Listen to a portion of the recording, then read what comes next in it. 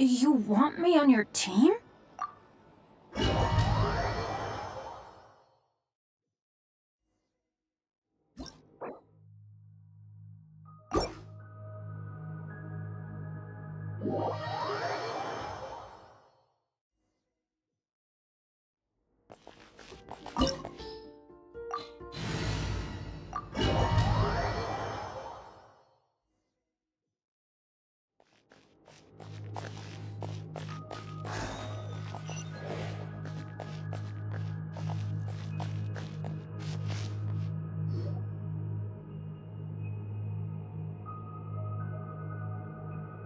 Are these people...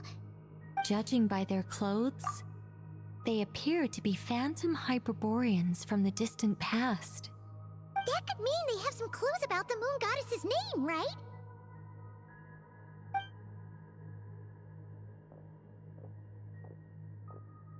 Hey there!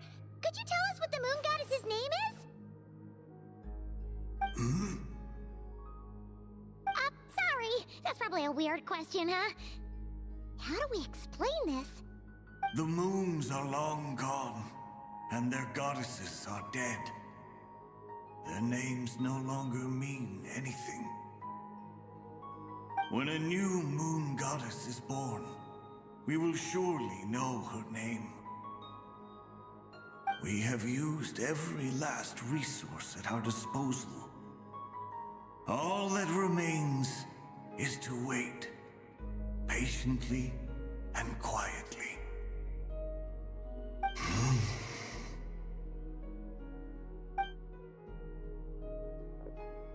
Were the people of the past all this devout? It looks like this phantom doesn't intend to converse with us any further. Surely the new moon goddess he speaks of must be Columbina. Alas, Kuthar's birth came long after the age in which he lived.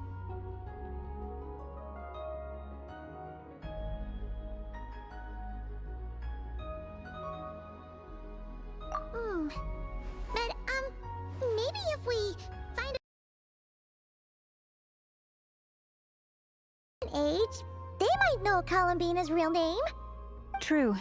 Keep an eye out. We should be able to tell which era they're from by the clothes they wear. Yeah! You've been pretty talkative this whole time. What changed? Oh, nothing. I'm fine. You all make good points. When the Hyperboreans speak of moon goddesses, they mean the three from truly ancient times. I can't imagine they would know anything about our current moon goddess. There once was a time when the moon goddesses blessed them greatly and protected them from harm.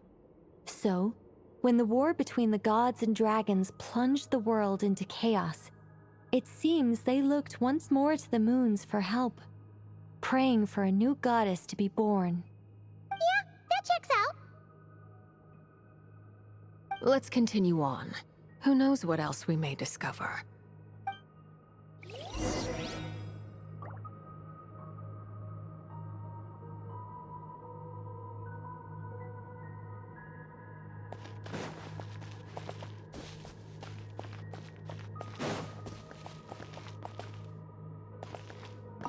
When the moons rise again, even in the darkest... The moons have left for now, but they would not abandon us forever.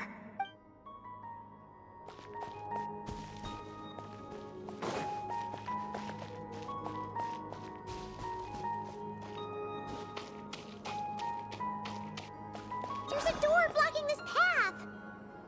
Not a problem. Try this.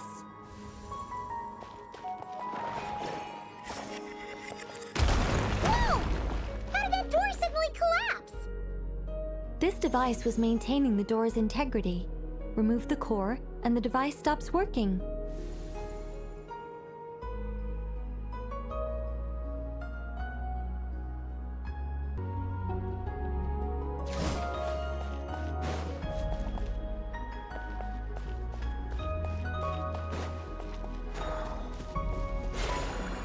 Is this our destination? Impressive. More precisely, this is a device that will help us reach our destination. Let's go. We still have a long distance to cover.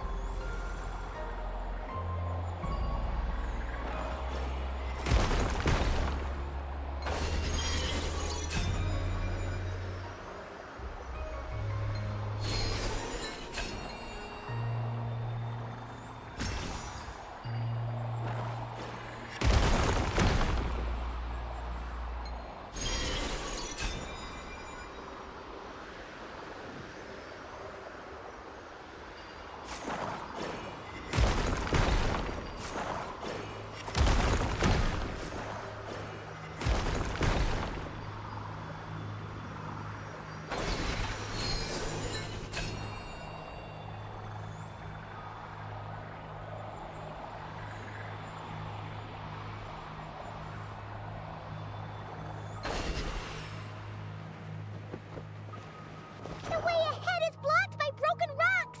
Oh. Let's try that device again. Remember the door from earlier?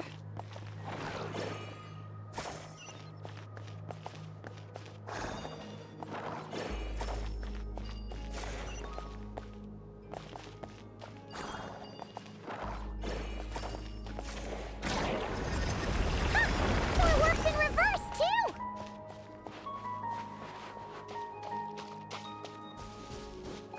The humans we see are all phantoms, but the monsters are real.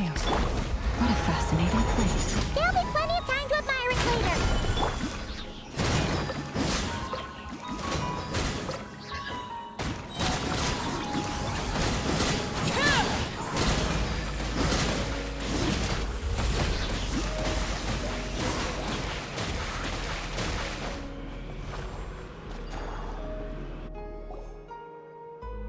Ooh, there's a whole bunch of artwork in here. Seems pretty old. Nicole, this is probably your area of expertise. What do all these paintings mean? Let me see. To understand these murals requires some knowledge of the history surrounding the War of Funerary Flame. I shared a little of this with Lauma before. Yes, I think I follow. The dispute between the Moon Sisters, the transformation by Nibelung.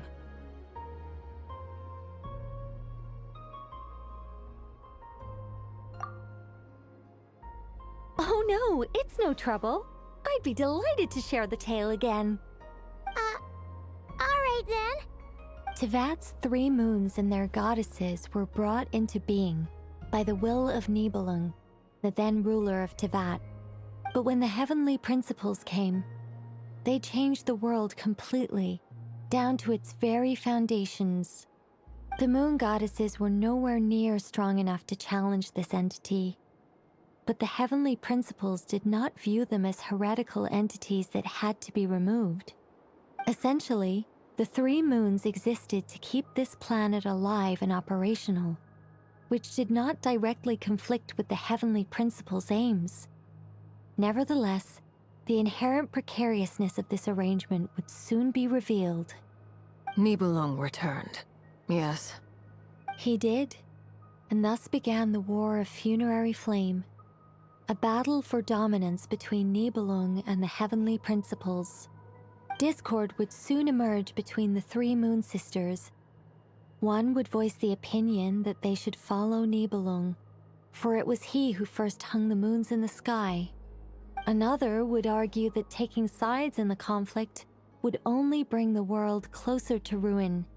There was no telling where it would lead, especially since their creator had returned, bearing the perilous power of the abyss. Nibelung would eventually discover their disloyalty. He had all 3 imprisoned before transforming the moons into weapons with which to fight against the heavenly principles. What? Weapons? Yes, the very moons that had once defended the planet became instruments of death and destruction, striking terror into the hearts of all living things. And although the heavenly principles and the 3 moon sisters had once been at peace, it now seemed that the moons posed an unacceptable threat to Teyvat. It is possible that the heavenly principles did not know of the goddess's imprisonment. If so, the weaponization of the moons would surely have been viewed as an intentional breach of the peace agreement. Regardless of who knew what, when, the heavenly principles shattered 2 moons and flung the other beyond the skies. Whether the goddesses managed to escape Nibelung's captivity after his fall, nobody knows. But this much is certain. From that day on, the moons no longer belonged to Teyvat. The rejection slowly drained their power until eventually they passed away. So that's the full story. You say the moon ceased belonging to Teyvat from then on. Why then would Columbina be born here? That is perhaps due to the lingering connection between the Frost Moon, which was not shattered, and this world. You could see it as the 3 sisters' dying wish. They never desired war. All they ever wished for was to protect this land. I see. If the final fate of the 3 goddesses is as you say, then Columbina faces the same grave danger. Our investigation has yet to bear fruit. We must hurry. Yeah, you're right. Let's keep going.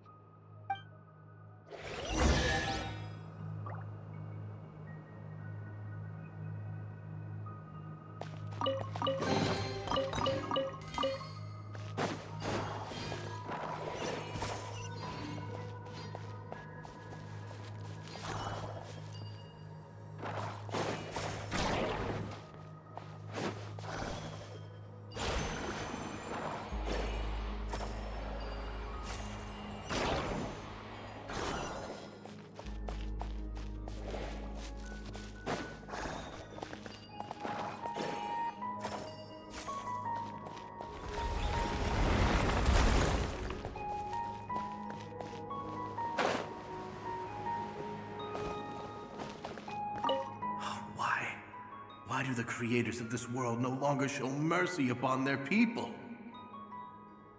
Remember his words. We must change our fate with our own hands.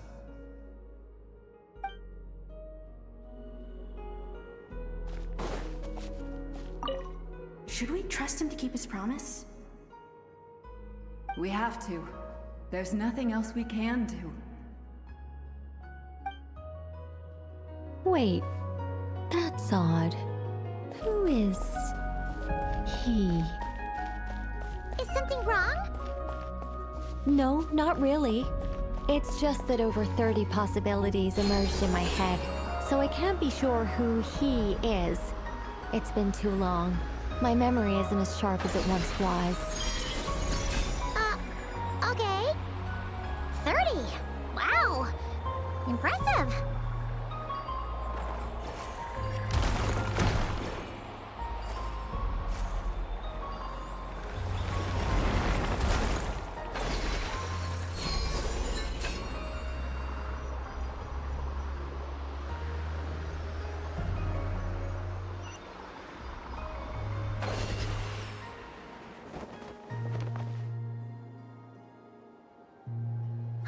We're finally here.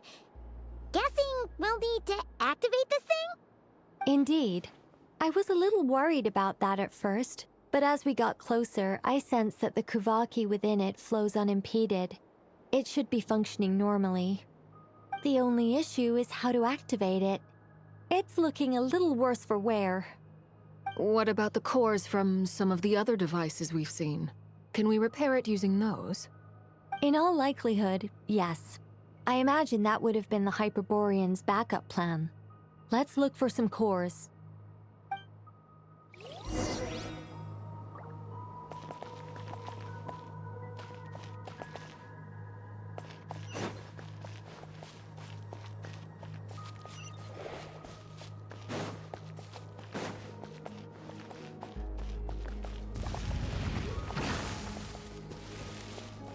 Laid bare! Order guide you. Here comes the catch.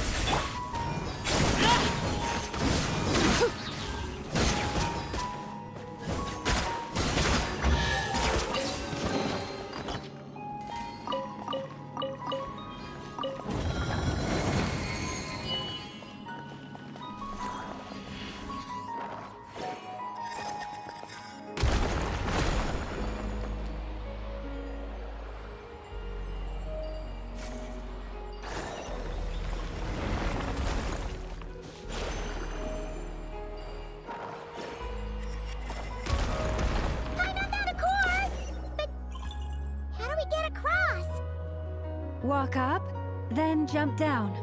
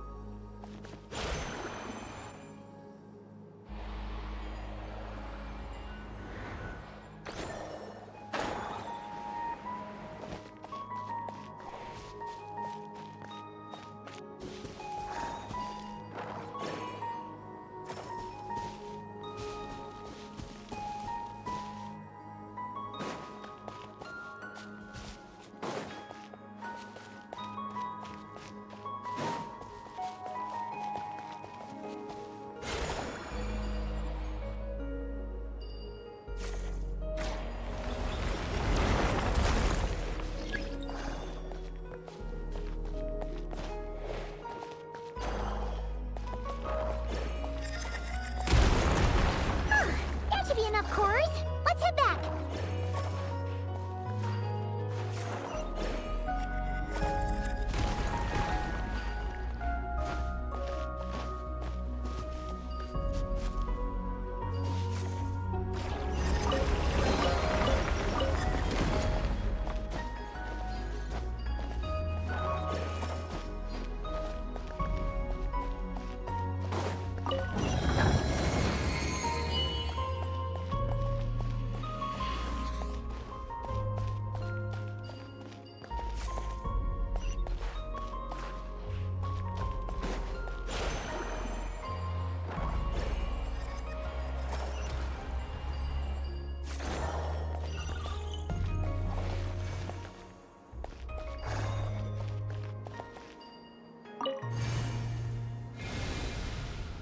The device is up and running.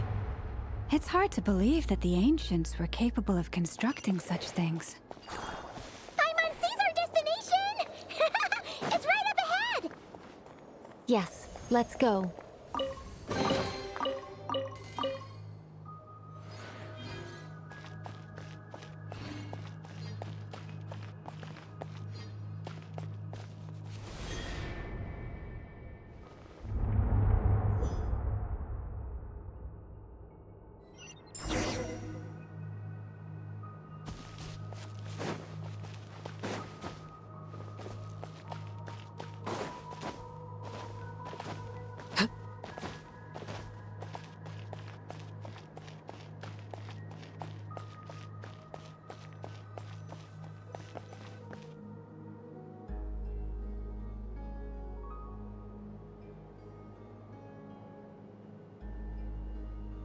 This is where the people of Hyperborea communicated with the moons.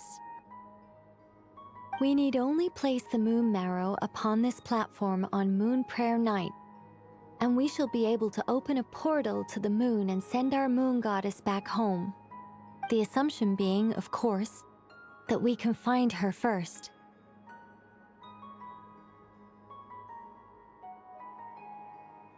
That's right. You want to know if it's safe there, don't you? And yet, she has no choice but to return. You know... Oh, that's not the only issue here. This is the end of the line, right? We've explored everything we can. And despite looking at historical artwork and talking to people from Hyperborean times, we're still no closer to learning Columbina's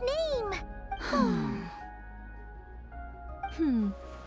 If it's not too much trouble, could you tell me exactly what Alice said to you about finding her name? Oh, sure. What she said was...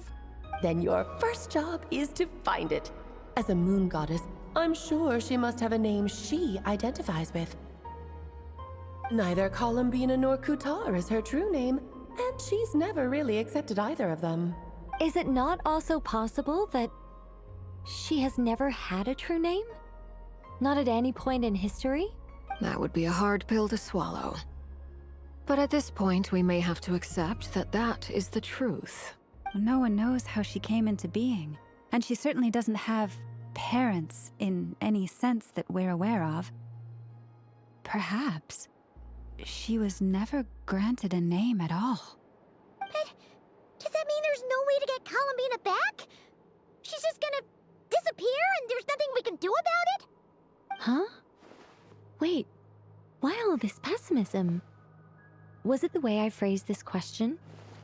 You all seem to be taking this in completely the wrong way. Well, just because she's never had a real name in the past doesn't mean she can't have one now. What?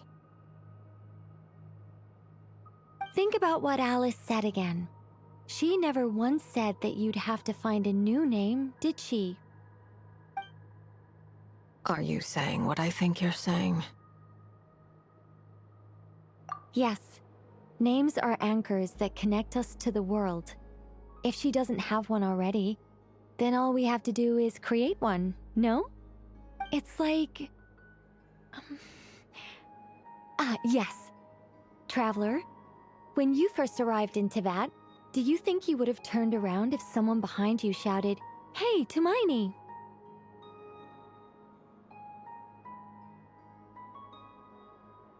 But what about now? I understand what you mean. Life is a long journey. Even the friends and family by our side can change over time. When people call you by different names, what matters isn't so much the words themselves, but what they symbolize. And of course, whether that resonates with you. Ether.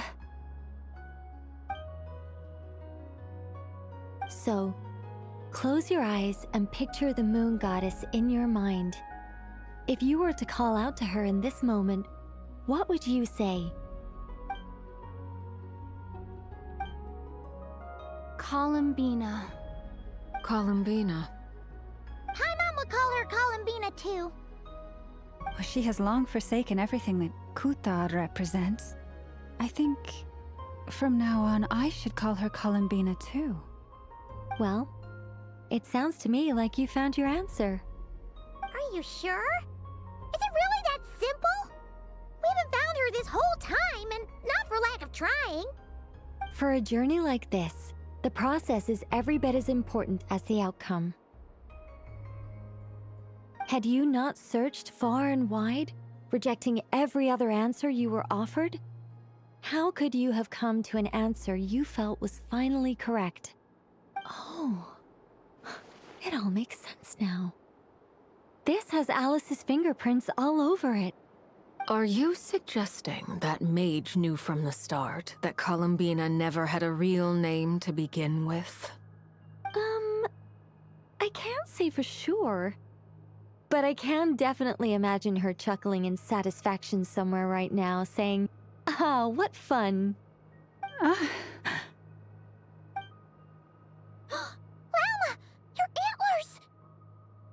You should hurry. The festive moon has begun to rise. Do not worry, for when you called the name Columbina just now, I could sense that the power within was enough to summon back the moon goddess. The power within what? The name? Yes. So, the thing is... What's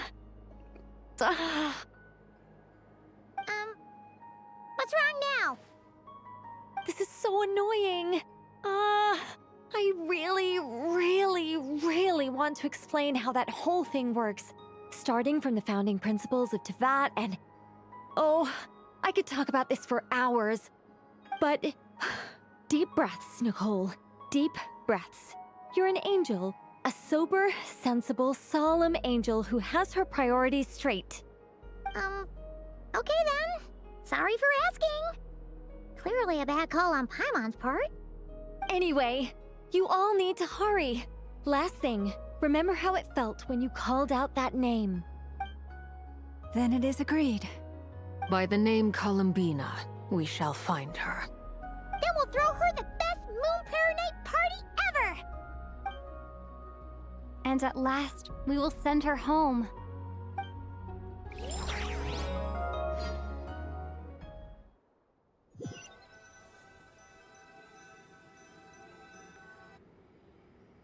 I can barely move anymore. My consciousness is fading away. Have they come back out? I'd love to see them one more time.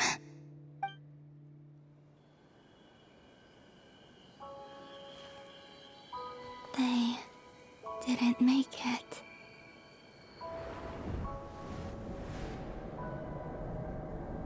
Could you tell me your name? My name is... Columbina!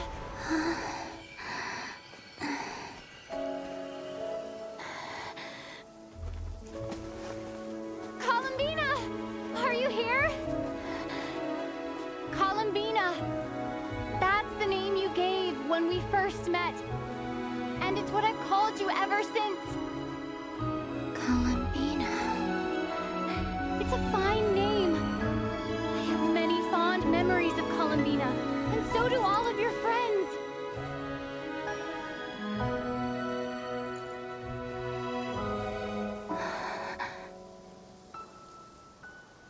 If you like this name,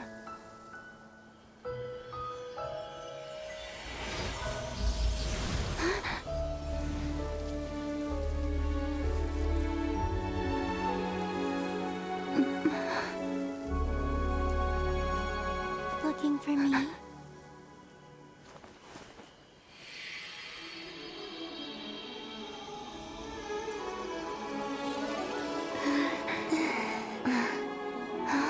I like it. You can carry on using it. My name is Columbina Hyposelenia.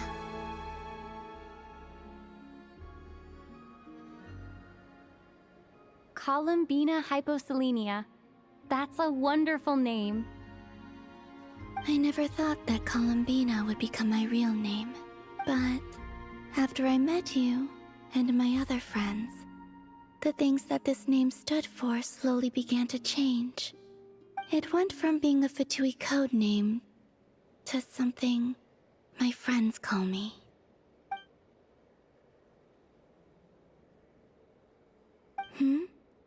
What is it? Why aren't you saying anything? I'm just so happy for you.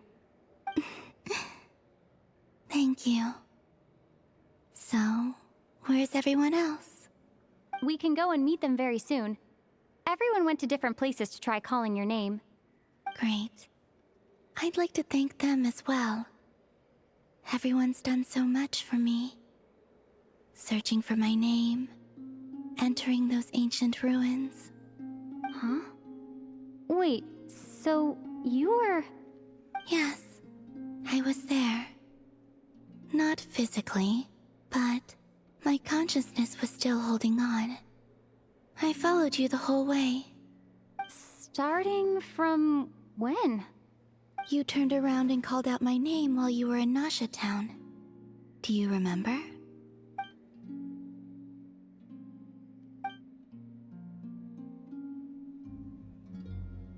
Let's go. We don't want to keep them waiting. Sure. In that case, come with me. But... Hmm? Before that... Could you call my name one more time? Sure. Come with me, Columbina Hyposelenia.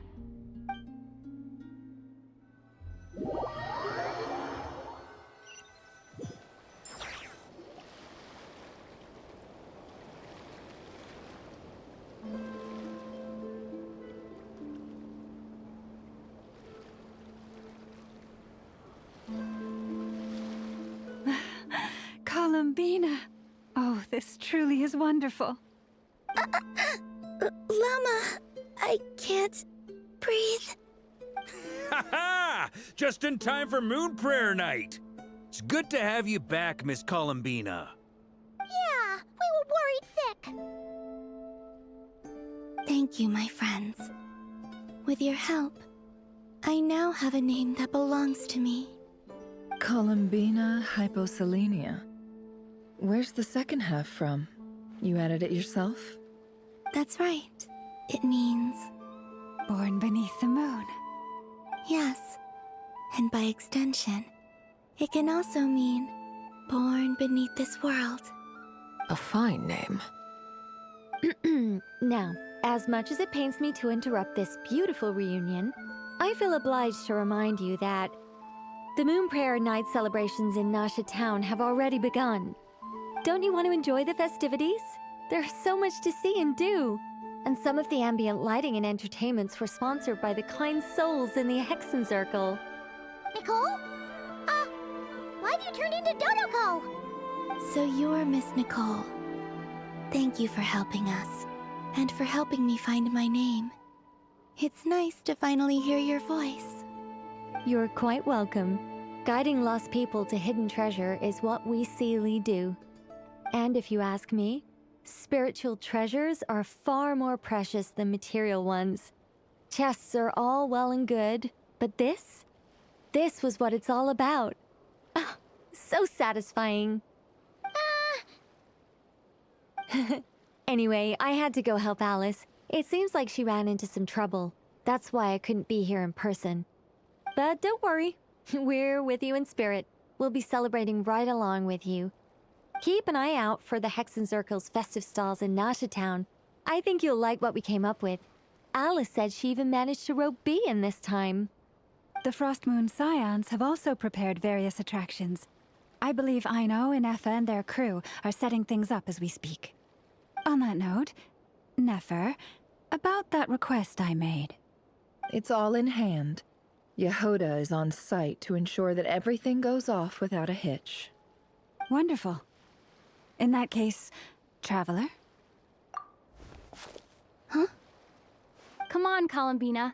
It's time to celebrate the best Moon Prayer Night ever.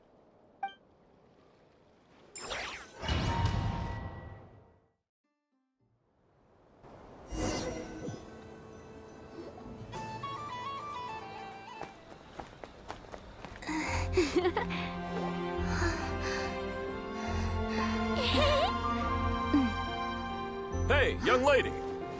Would you like some Moon Prayer Night candy? Happy Moon Prayer Night. Oh, yeah. I almost forgot to say. Welcome home, Moon Goddess.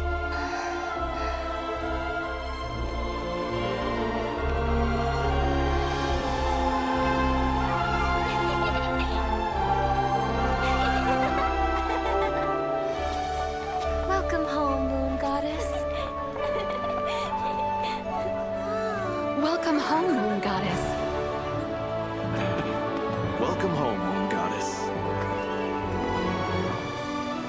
Turning Nasha Town into her home is a festive gift. A rather brilliant idea. Perhaps this is what Notcry Columbina's home should have been like all along.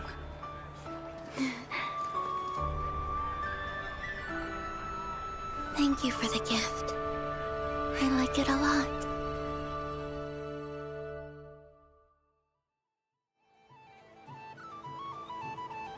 This feels like the surprise of my life. I do. I never imagined I'd ever get to enjoy Moon Prayer Night with everyone so freely. If you're happy, we're happy. Quite a strategy you came up with. Hide the tree in the forest. It's not your usual style, Lauma. Is there something about Moon Prayer Night that enhances what's in your head as well as the antlers on top? Apparently so. It even inspired a perennial penny pincher to use their resources for a greater cause. It truly is a magical festival.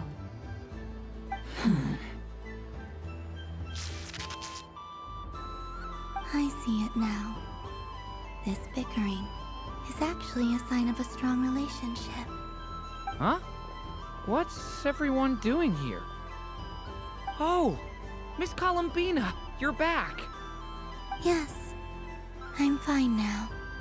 Thanks for your concern. How's your progress with Alice's assignment? Very well indeed. I've never heard her sound so excited. Not like this. This time, her excitement seems more serious. Seems like she's had a major breakthrough.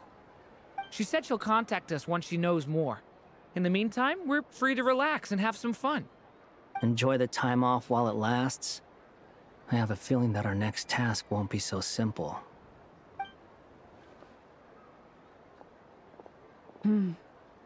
I should go.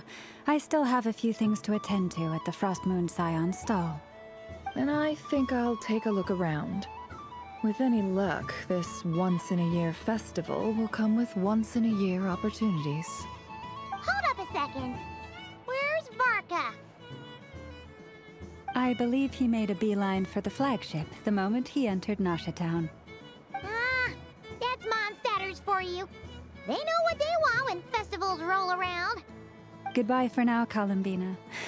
I hope you have a wonderful night. I will.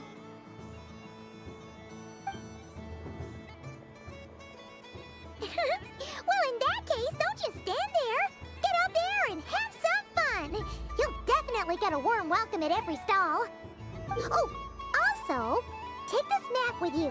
It's a guide to the festival.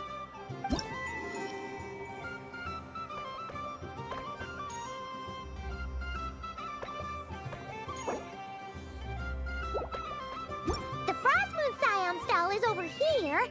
Lauma's invited a whole bunch of cute animals to celebrate too. Over there is the Hexen Circle section. Alice seemed more excited than anyone about this festival, so she insisted on making it a grand affair. Oh, and then there's the Nasha Town local specialties, including... Actually, forget that. Better if you go check them out for yourself. Thank you. It looks like a lot of fun. You're not coming with me? We'll be around. But don't you want to browse by yourself for a bit first? Yep. If you find something you like and want to try it out together, just give us a shout. We'll be right with you. Otherwise, just relax and enjoy yourself. There's so much on offer, so try to experience as much as you can. And don't forget to stuff yourself with all the delicious festival food. All right then. Off I go. Where should I go first? This must be the mage's stall. It feels like I've entered a fairy tale. But I was aiming right at it. Aw, what a pity. I saw it with my own eyes. You were so close. So very close. That's not true. It dodged out of the way right as I was about to snag it. I'm sorry? You heard me. This paper frog can move. I swear. Dear, oh dear, what are you saying? How how could a paper frog move? Unless you believe there really is magic in this world. But even if I, the mere humble merchant that I am, knew such magic, surely I would not use it on a paper frog. I'd sooner give Mora legs, so it could walk right into my purse. My dear, dear customer, why not have one more try? This time I'll give you 12% off, a very generous discount for one of my most regular customers. Just think about how much experience you have under your belt now. You're sure to win the next one. Darn, I used up all my coins. I'll be right back. Just gonna fetch some more from my house. Take your time, but don't take too long. This event is Moon Prayer Night only. Miss it, and you'll have to wait a whole year before I'm back. Next customer, please. Welcome. Hello. Whoa, whoa! What's this big one doing over here? How do I tell my employees not to go running around this time? Shooting them a glance won't work. I haven't known them long enough. Dory? Why, hello there, Miss Columbina. Would you like to play my ring toss game? The rules are very simple, and it's easy to get the hang of. How much for a round? Oh, first time's free. Not a single Mora. After that, well, we can cross that bridge if and when we come to it. But with your sharp sharp skills, I'm sure you'll win all the prizes in one fell swoop. That was an obvious enough hint for them, right? Right?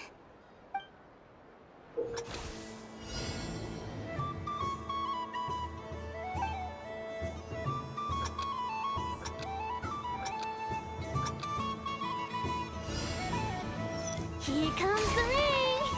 Oh, peanuts.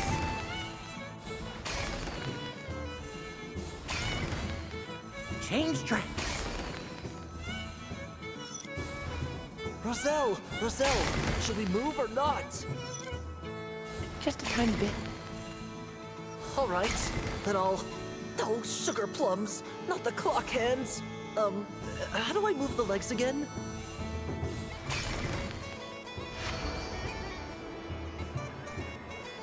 Let's see now. Wow, very good. And here's your prize. Now, how about another round? As for the cost... Happy Moon Prayer Night, Miss Columbina. Happy Moon Prayer Night, Durin and Hat Guy. Are you here to play the game? Yes.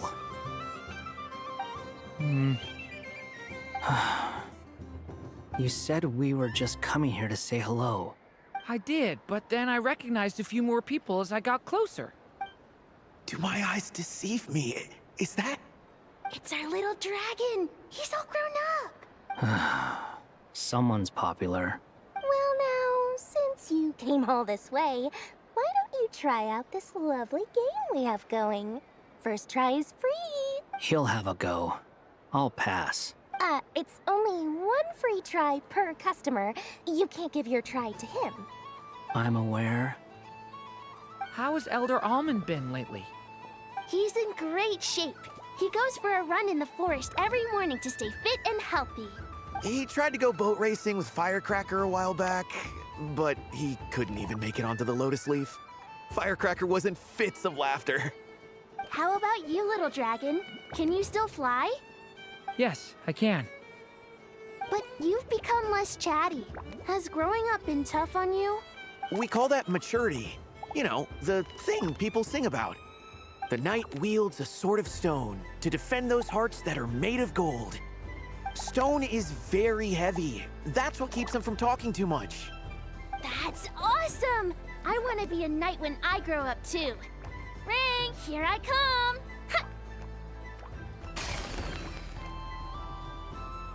Oh, the hat-wearing man. I never thought I'd see you again. You seem more determined than when I saw you last on the train. If you say so. Oh, I do say so. The people you once helped see it clearly. It's because you are once again on the right track. May the engine in our hearts propel us to the station of our dreams. I can move! I can move now, Roselle! What are you doing, running into the rings like that? You got them all so quickly. I have never seen anything like this in all my travels. Is this guy actually an old friend of theirs? But how? They're origami animals and clockwork people from a fairy tale. Getting to know them would be quite an arduous task, unless they share a hometown? I have to get to the bottom of this. Next time I see the great mage Alice, I shall demand answers. Thank you, Dory.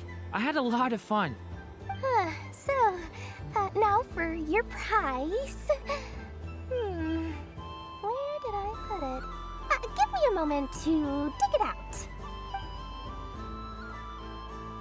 Oh, sweet grand prize. How I wish I didn't have to let you go. Good thing I have already turned a profit from the customers earlier in the night. Otherwise, I'd have wasted all my hard work.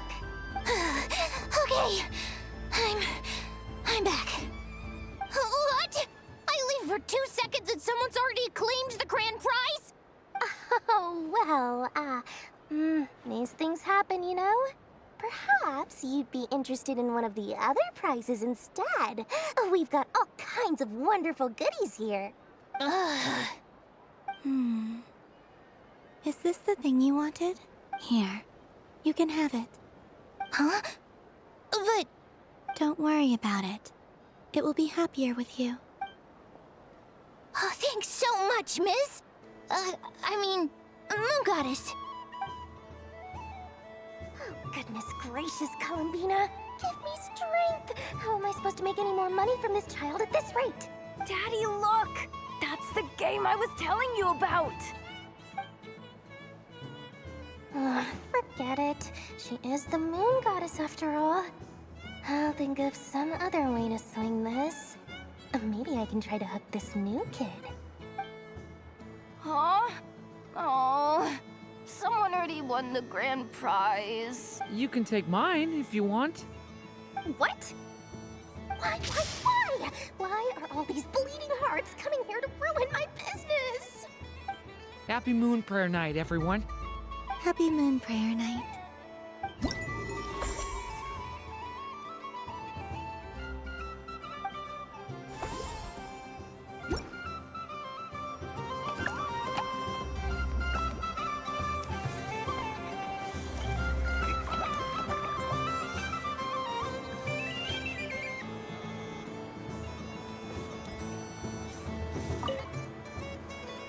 A soft and furry creature that bounces and jumps. Welcome home, Moon Goddess. This one talks too. Allow me to introduce myself. I am a Dodoco from a distant archipelago, the most mischievous of all my Dodo brothers and Dodo sisters. When the going got tough, I powered through, and when I met obstacles, I boomed them away. That sounds like a lot of fun. Doesn't it just? Oh, but then the trouble started. Recently, I found a lovely beach, the same beautiful jelly color as my hometown, and so I dove in to have a look. Only to find it overgrown with seagrass and nasty little spiky fish everywhere, looking to turn me into a Dodoco kebab. I made it back to shore by the skin of my teeth, but my tail was sorely hurt. Couldn't you just boom them away? Oh, I wanted to, believe me. But I've heard that you, Moon Goddess, can understand animal speech. The last thing I wanted was to cause a gigantic fuss and get taken to court by a school of spiky fish. I'd be driven out of these waters for good, and my winter holiday would be ruined. And so, dear Moon Goddess, I was wondering if you might lend me your allegiance. Are you roping me into a crime? Oh, let's call it a once-in-a-lifetime carefree adventure. Does that sound better? All the festival goers tonight are dressed up as the Moon Goddess, but there's nothing to say that the Moon Goddess can't disguise herself as a Dodoco, is there? Besides, this is your home. You should be free to be whoever you wish. I'm afraid I'm not well acquainted with Dodokos, Madam Mage. Oh, that's quite all right. We Dodokos are innocent, happy creatures with a free-spirited nature. Many, like myself, are mischievous troublemakers. Others are lazy souls who like nothing better than to lie down on a nice rock and take a nap. In our eyes, every creature who yearns for happiness and freedom is a Dodoko. But perhaps in yours, we Dodoko are a fluffier and more mischievous breed of Kuhenki. Yes, that is a much easier image to follow. Oh, wonderful! Then let's play! Grab onto my tail and follow me into the sea! Time to settle some scores with the bad guys!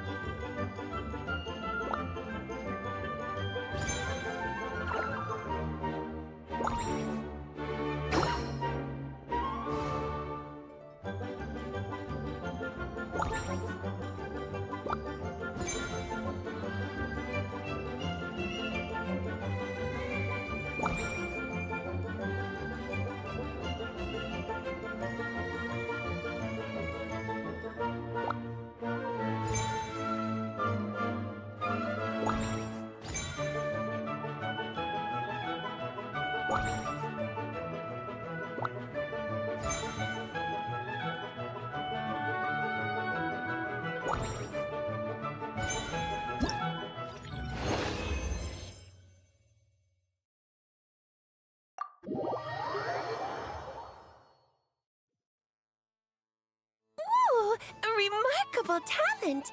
So, what do you make of it? The use of Jumpy Dumpties doesn't come as naturally to me as Kuvaki, but their unpredictability makes it fun. I think they call this novelty. Indeed! And how did it feel blowing those pesky nuisances away? Not bad. Any guilt? What do you mean? Oh, wonderful! Lovely answers to all 3 questions. You've passed the safety test.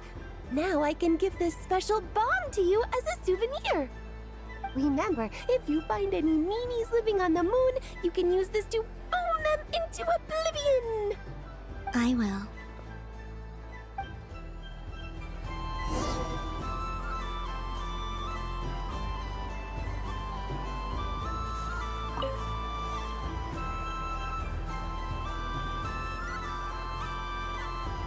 I wouldn't say it's unfair, exactly. I mean, your voice goes right into people's heads. How would you explain that to the kids? You can't just explain it away as magic. Is something the matter? Ah, Miss Columbina! No, nothing you need to worry yourself about. Ah, impeccable timing. Stick around for a second, Miss Columbina. I need your input on something. This self-proclaimed Knight of Justice has yet to give me a satisfactory answer. I, for one, would like to hear your verdict on the matter. Hey, now, I left the flagship just to help you out, Miss Nicole. What's going on? So Alice and I are both using long-range remote control spells that work on similar principles, allowing us to attend this festive fair in Dodoko form. Sorry, let me backtrack a little. While similar, there are some key differences. Alice, being a great mage, wanted her Dodoko to reflect something of her own charm and mystique. So she adjusted the way its tail moves when it spins around. An entirely gratuitous move, in my opinion. I hardly see how anyone is going to notice that. If anything, I'd say that anyone who stares intently enough at a Dodoko's tail to notice such a small detail is someone we ought to be highly concerned about. I only say this to emphasize that my question has nothing to do with tails. Now that we're clear on that, why is Alice's Dodiko permitted to interact directly with the children celebrating Moon Prayer Night, while mine is not? Your voice speaks directly into people's minds. See? Exactly what I said. Miss Nicole? Ugh, I can't stand it. I know that probably makes me sound like a whiny child acting out in front of their parents. And it's a little embarrassing now that I think about it. But hey, I've said it now, I can't take it back. That would be even more embarrassing. Also, don't go reading too much into that analogy. It was off the top of my head. I'm actually an awful lot older than either of you. Miss Nicole, are you saying that you'd like someone to play the game you've prepared? I'm not so invested in that. It's just something cobbled together using items I borrowed from Alice. She probably didn't even make them herself. The point is, I want to know everyone's thoughts after they receive their prizes. But as you've said, I can't just ask. I've been biting my lip for so long, and I've had no one to vent my frustrations on. I thought this was going to be a nice, straightforward festival where I'd get the chance to guide people to treasure. Well, can I play? I can't guarantee that I'll win a prize, but... You will? I'd like to try. Then what are we waiting for? Let the game begin! It's like they forgot I was ever here.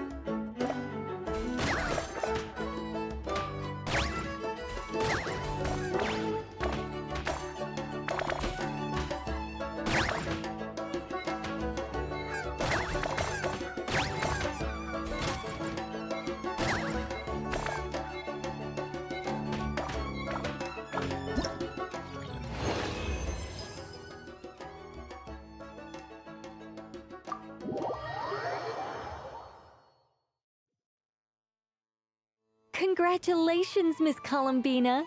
With your great wisdom, you have overcome every obstacle in your path and conquered the great challenge posed to you by fate.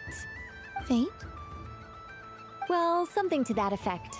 If you'd prefer something more poetic, it could be the icy winds or the dawn. Anything you like, really. You could even go with the challenge posed to you by Dodiko, if that's what you're into. Anyway, you can take or leave my suggestions. Moving on. All my hopes are now resting on this. Can I open it now? Stop teasing me. Please, I'm begging you. No more talk. Just open it. Wow. What a lovely sculpture. Classic and cute at the same time. Thank you, Miss Nicole. I'll always treasure it. Ah, there we go. Music to my ears. You have my sincerest gratitude, Miss Columbina. Thank you for sharing your precious time with me and fulfilling my wish. Don't mention it. You've all done much to help me. And still, I'm the one receiving all these gifts.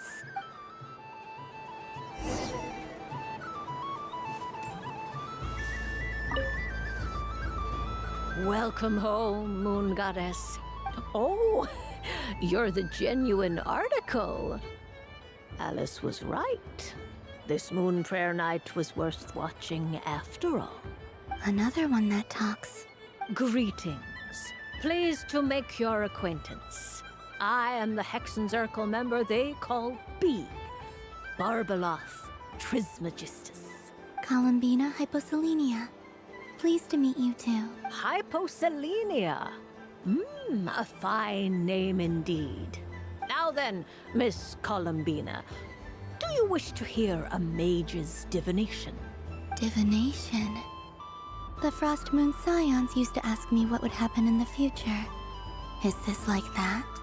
From the perspective of the one seeking answers, perhaps. As you look to your journey ahead, if you seek to understand the unknown, resolve your doubts, and soothe the confusion in your heart, divination could be for you. The unknowns on my journey. Of course, if one wishes to peer into fate, then hydromancy is the more precise option. But that is a complex affair, and to relegate that majestic art to the status of a festive amusement would seem somewhat uncouth. Besides, it is sometimes better to not know fate with great certainty. Hence, I shall use the suitably festive Luna Arcana to tell your fortune instead. It is more popular with the youth in any case. Lunar Arcana. Indeed. Unlike hydromancy, this will only display possibilities and trends. People like to think of themselves as creatures of agency and free will. Peering too far and too clearly into the future is detrimental to both body and soul. I'd like to give it a try. Of course you may. Come then, take a seat, Miss Columbina. Before we begin, are there any specific questions you would like to ask? Let's stick to general possibilities and trends, like you suggested. Ah, very well. Then I shall use the basic Lunar Arcana deck. Now, try to relax. Cast your mind upon the things you have experienced and the things you are soon to experience. I will shuffle the deck. Would you like to cut the cards yourself? You do it. No problem. Now then, to make things easier for the seeker, that is to say, you, I shall decipher the cards from your perspective.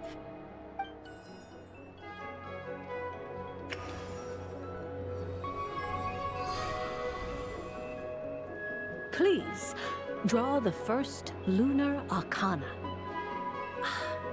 This represents destiny and is the foundation for the divination as a whole.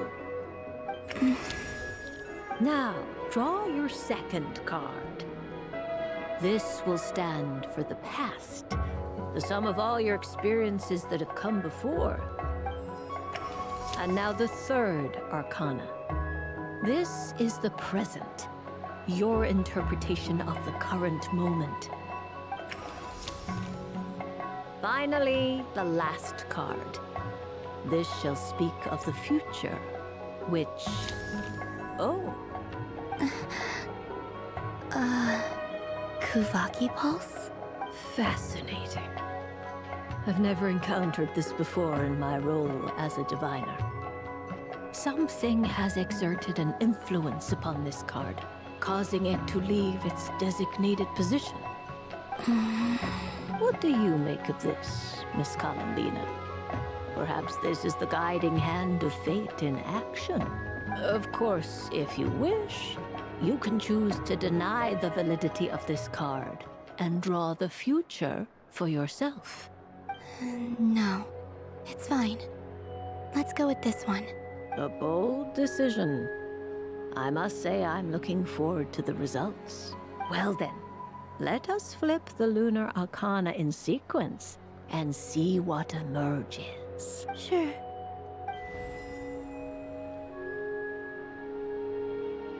First, destiny. No surprises here. The card that represents yours is the moon. The moon. Indeed. The moon can represent the truth at some times, but deception at others. False peace, destructive calamity, and the world-changing power that lies within. When the moon is placed on the destiny tile, it indicates that your destiny is not what it may appear on the surface. Instead, it may yet have a hidden side. It symbolizes a journey through the fog, fraught with uncertainty and deception, where one must face inner challenges head-on. I don't understand. Patience, my dear. This is but the first card, which serves as a basis for the interpretations that follow. Our divination will only grow clearer from here on out. Now then, flip the second card, the one that speaks for the past. The Hermit, but inverted. Inverted? Yes. The Hermit symbolizes solitude, introspection, and the pursuit of truth. When inverted, it represents isolation, truth out of reach, and a path that leads one astray. Combined with the moon as one's destiny, the Hermit inverted represents a choice you made to stand alone in the past. It was a choice made not out of fear or arrogance, but for reasons that others could not perceive. You fumbled through the darkness without a guide, but you did not find your way. Rather, you went astray. More than once, it would seem.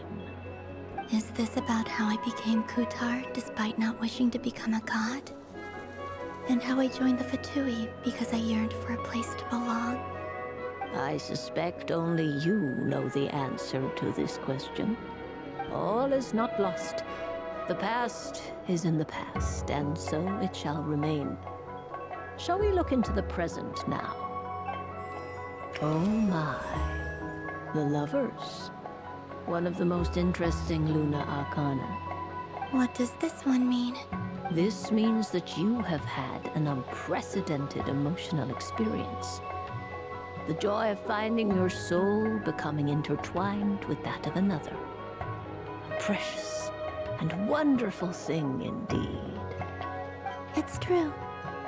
I've made a lot of friends recently, and they are very good to me. I like them a lot. That sounds lovely. I am most delighted for you.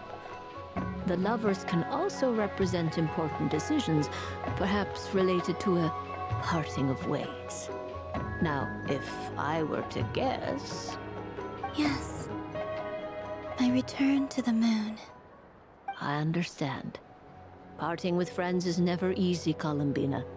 But rest assured, this is not the end of your journey. There is always another story waiting to be told. The future always lies ahead. The future... Well now, it's finally time to flip this most mysterious of cards. Why did it appear? And what does it wish to tell you? I'm ready. Very well. Flip this card and see what Oh. Miss Barbeloth? What is it? This card is death. That doesn't sound very good. It depends on how we interpret it. It is true that it can represent an agonizing death, a complete and utter end, but at the same time, it can also represent rebirth. Do not forget that your destiny card is the moon. That lends your future many different potential meanings. If death spells the end, is it unavoidable? As I have said, divination can only display general trends. It is a rough guide, but it does not show predetermined outcomes. Allow me to summarize it for you. In the past, you may have lost your way, but now you have gained new connections and new strength. You now face an important decision, one that may bring about a great change in what is yet to be. This change might, in turn, be the end of all things, or their beginning.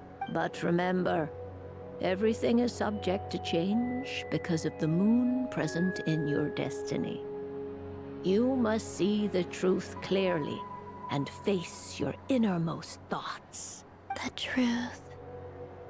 My innermost thoughts. Thank you, Miss Barbeloth. Don't mention it. Some people dislike divinations, for fear of glimpsing an ending to their story that they wish was not so. But I can see that you're different. The result of this divination will not sway your decision. This is a rare quality, and one that diviners always hope to see in the seeker. We are here merely to guide, not to exert undue influence. I understand. Go then and illuminate your future, Miss Columbina. The moonlight that shines from you now is most captivating.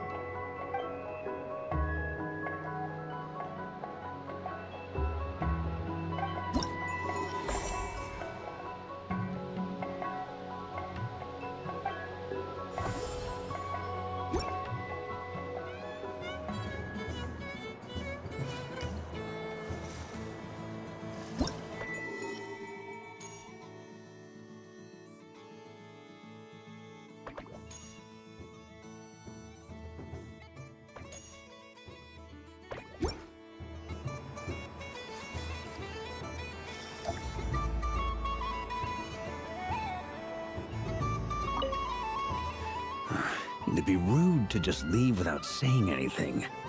But at the same time, I don't want to barge into their lively conversation just to announce that I'm leaving. I guess I'll just wait a little longer. Huh? Albedo? This sketch is for you, Grandmaster. Oh, a gift for me. Thanks.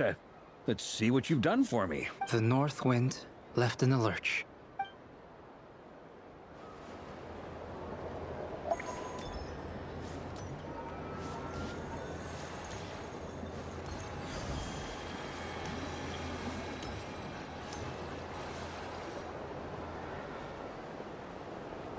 Dodoko's Whirligig!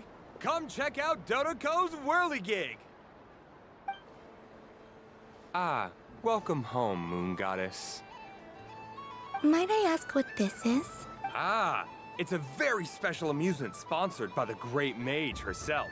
Ride on a soft and furry Dodoko and embark on an unforgettable adventure. I say that, but I'm just following a script here. Who is this mage, anyway? And what the heck is a Dodoko? I'd like to ride. No problem. But, are you by yourself? Is that not okay? Oh, no, it's fine. It's just that each Dodoko can accommodate 2 passengers. Would you like to bring a friend along? My friend... That should do it. Now, we just need to get everyone else to draw something on it too. But we gotta keep it a secret from Columbina. Traveler? Ah! I want to go on that ride. Will you join me? Let's go then. Don't worry. Paimon will do the rounds. You go have fun. All right. I think we have to wait in line over there. Please take your seats. For safety reasons, you mustn't try to leave the ride before it comes to a complete stop. All right, you're all set. I wish you both a wonderful journey.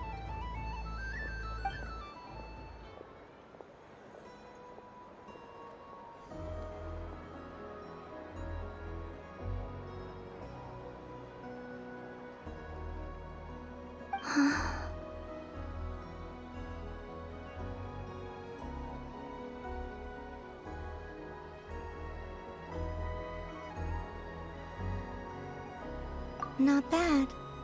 It reminds me of riding a moon lane. Sometimes, the Kuhenki circle around me like this, playing their beautiful melodies. Yeah. I'm going to miss them.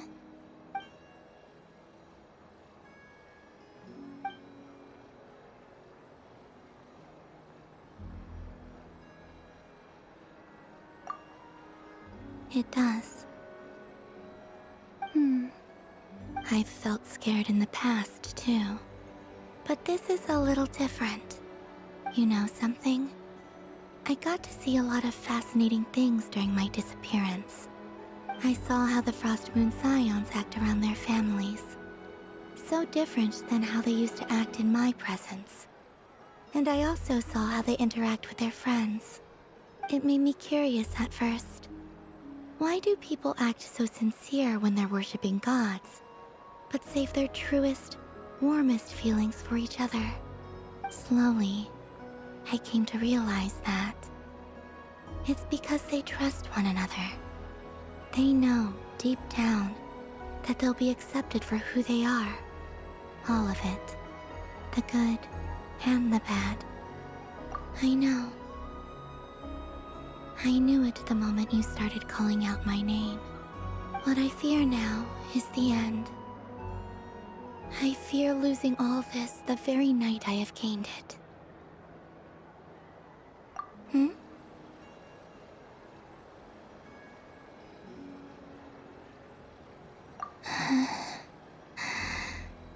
Thank you for this conversation. Thank you for listening to me.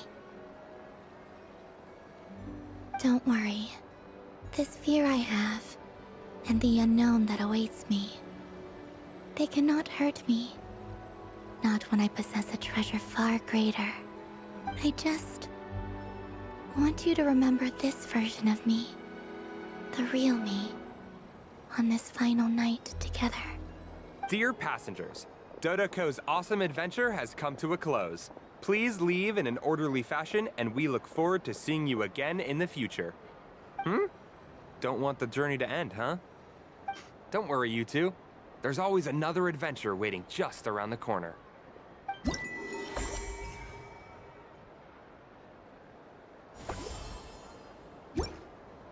So this is the Frost Moon Scions area.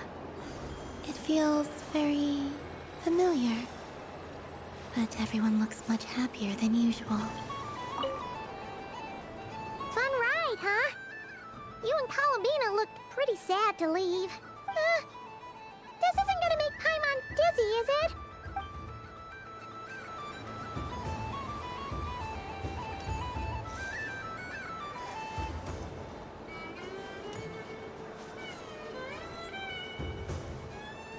Wow, the Frost Moon Scion stall looks kind of plain, but it's pretty cool once you get into it. I don't go to Hisi Island much, but it's got that, like, old world cultural feel.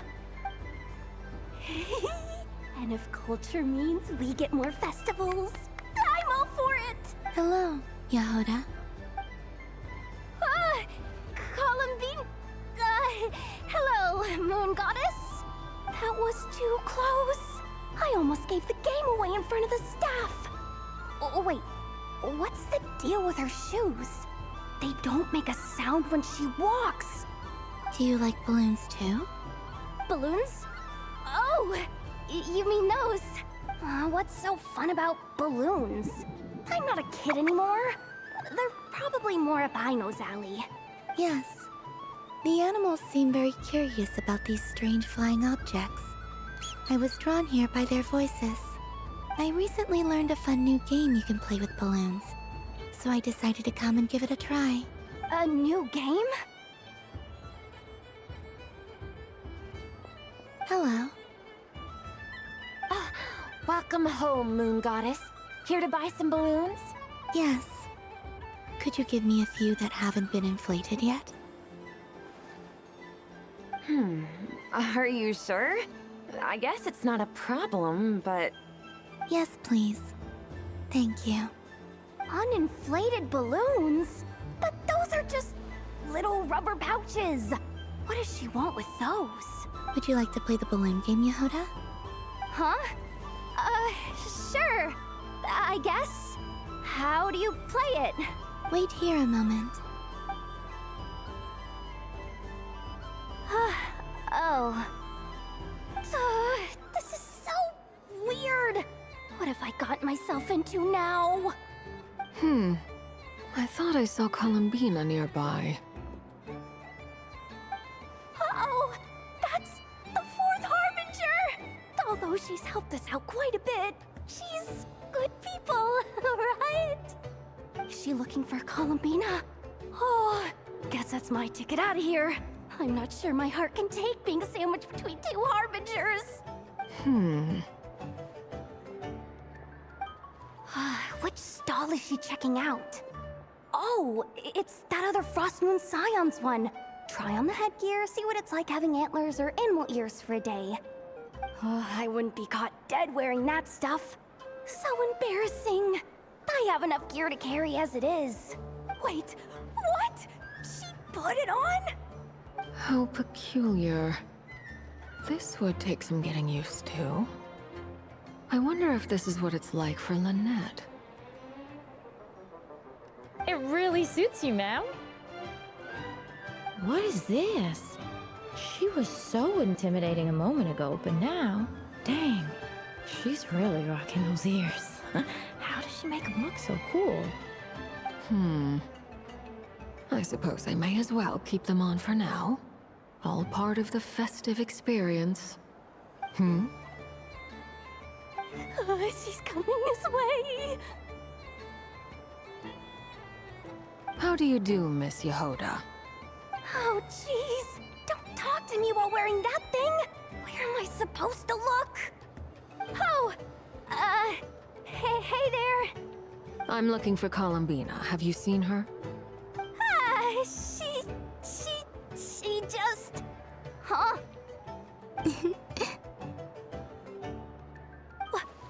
Oh, wait. Is that what she meant by balloon game? Yeah. Huh? No fair! How come I get caught in the crossfire? An ambush from the rear? Is this a declaration of war, Columbina? Would you like to play too, Arlecchino? Seriously? Are they gonna start some beef right here, right now? Gladly. That said, I believe there is another who would like to join. Boss Nev! Thank goodness! You've gotta get me out of here! Things are kicking off big time! Hello there.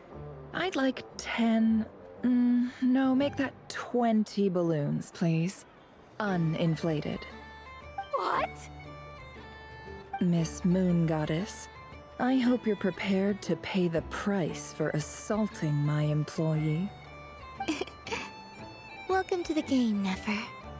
Just to be clear, let's keep this a fair fight, okay? No strange powers, please and thank you. Naturally. Don't just stand there, Yehoda. Aren't you going to team up with me? Huh? Do I have to? Of course. Don't forget, the Curatorium has a reputation to uphold. I knew something like this was gonna happen.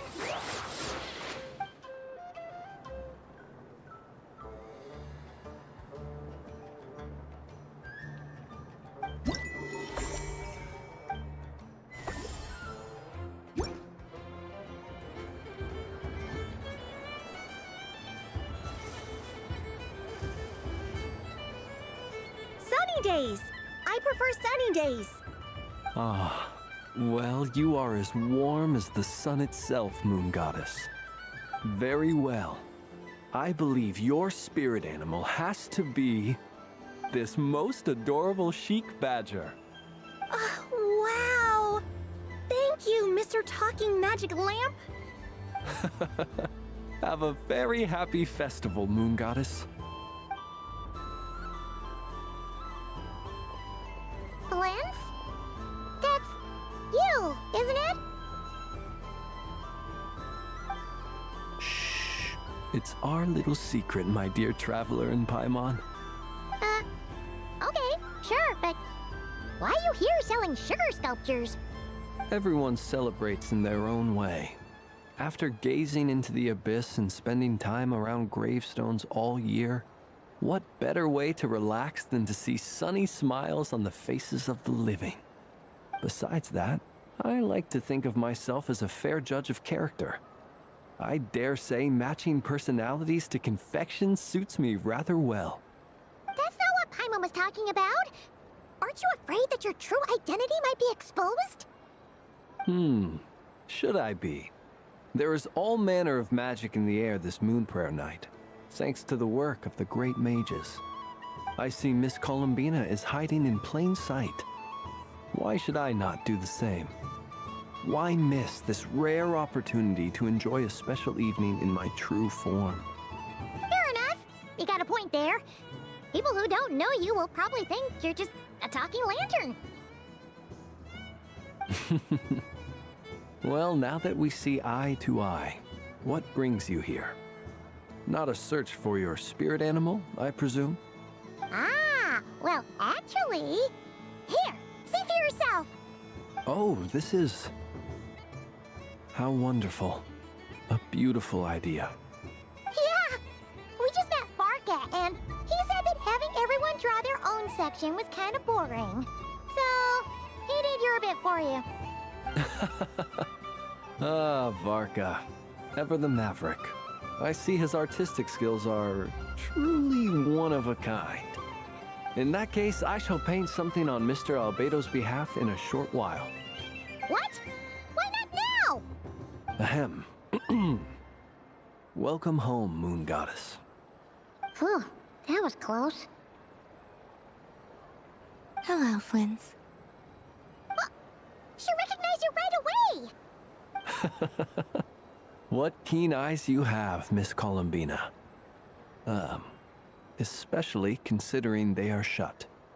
I did not see you. Rather, I sensed you. I can sense the fluctuations in Kuvaki all around me. One would expect no less of the Moon Goddess. Might I interest you in some candy? Yes, please. Excellent. I shall make some for you right away. Something the matter, Miss Columbina? What about my spirit animal?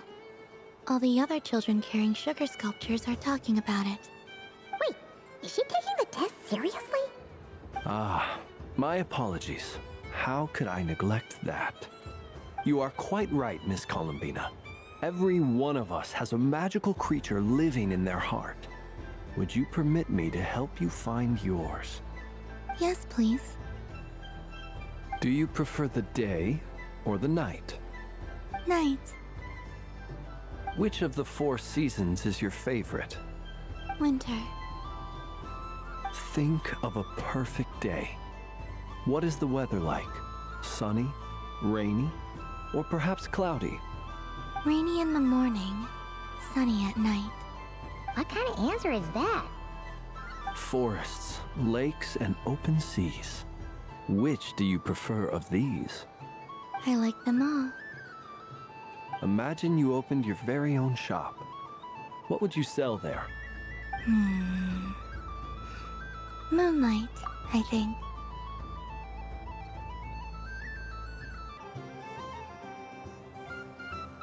Wow! Paimon would totally shop there. It wouldn't cost anything. You'd just need to visit. Aha! I believe I know what your spirit animal is. Here, for you. Oh, it's a Kohenki! Indeed. A free-spirited being with a deep love for all things here in Nodcry, who selflessly lends her aid to as many people as she can reach. It is the perfect fit for you, Miss Columbina. Thank you.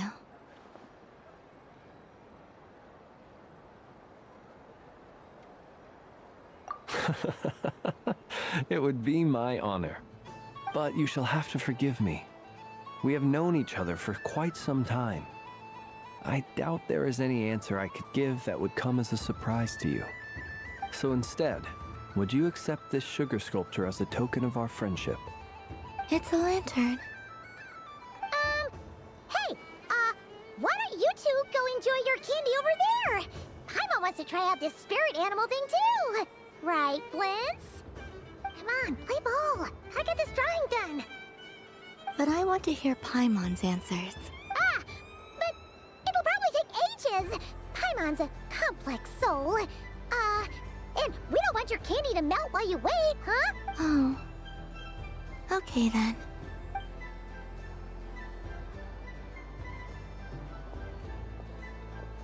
Phew. Nice excuse, Lady Paimon. That was some quick thinking. Yeah, no thanks to you. A little help next time.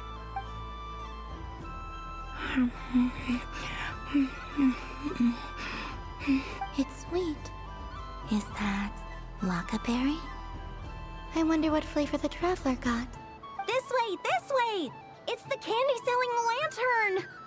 I'm coming! Of course. Traveler, maybe we can share? Yes. I found out recently that people share their food sometimes, so I'd like to try it. Or is that a no? Thank you.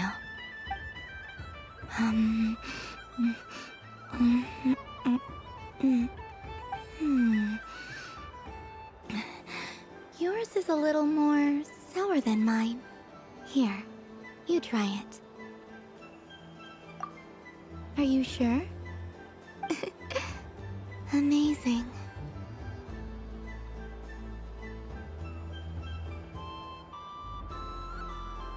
My sugar sculpture has shrunk, yet my heart is filled with feelings of sweetness. I will remember this feeling.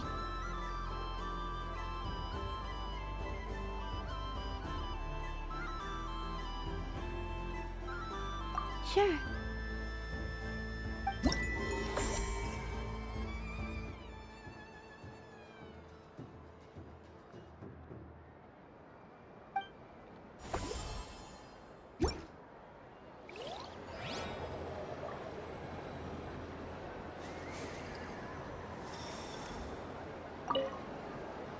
I've seen Linny and the other children play this game before.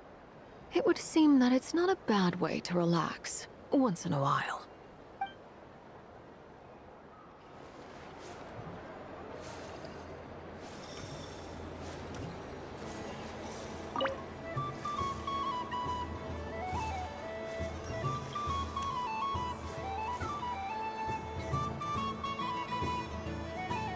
I wish for a never-ending supply of laka berries. What a humble wish. Probably written by a child.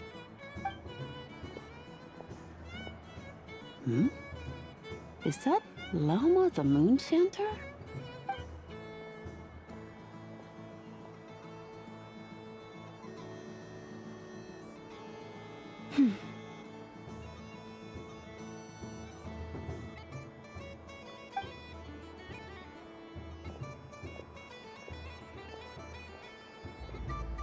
I wish that the long plume ibises would stop biting me.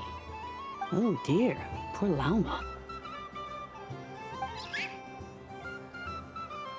All right, I'll write that one down for you. I got it. While everyone else is celebrating Moon Prayer Night, you're as busy as ever. I don't mind. It's rewarding work.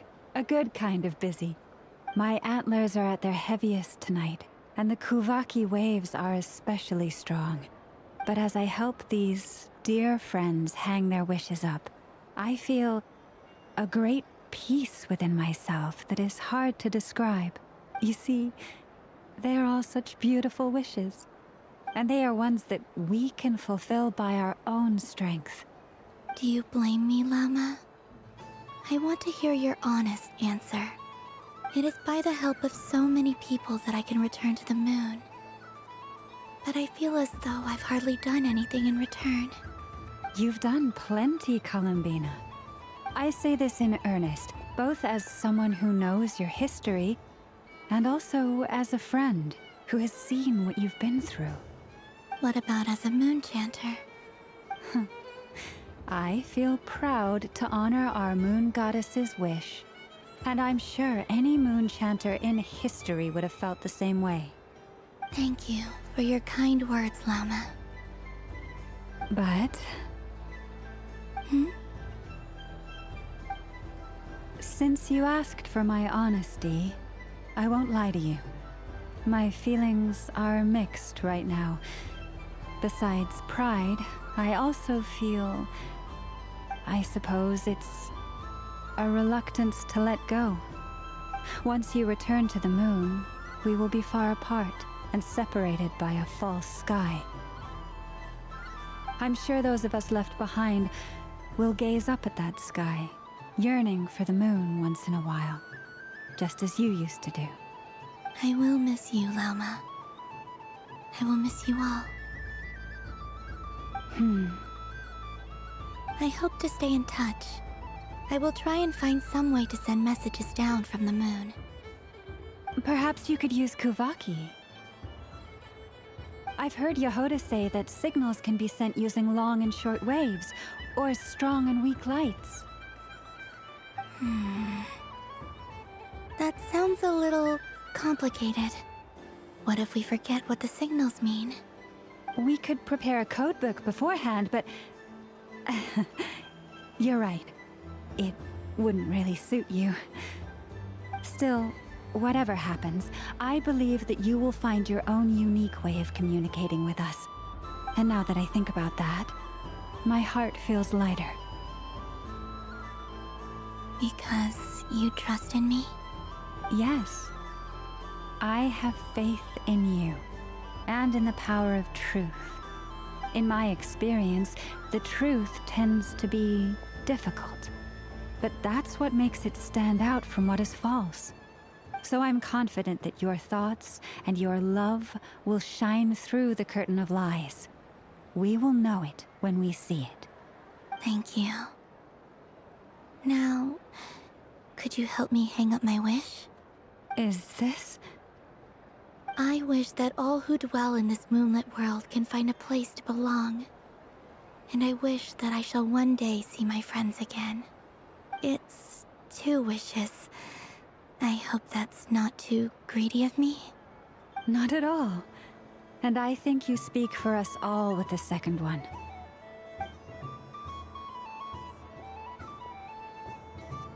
I shall continue to pray until the day that all of these wishes come true.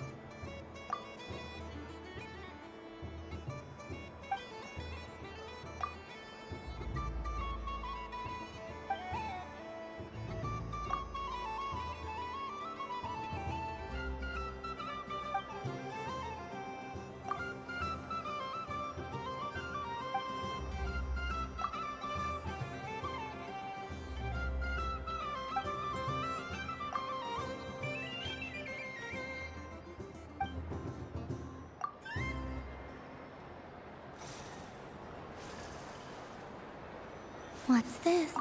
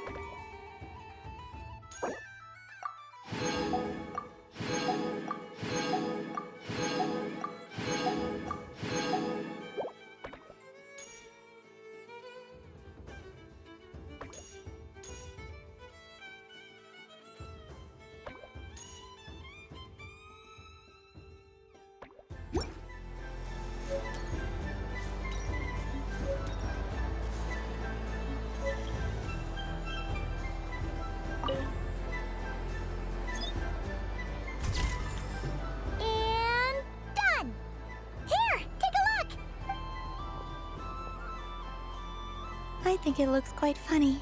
Well, Paimon thinks it's super cute. It looks like a silly chic badger and a rhyme-horned deer that's about to fall asleep. Maybe I'll stand on the chic badger's side instead. It looks like we've attracted the attention of quite a few animals. Let's make room for them.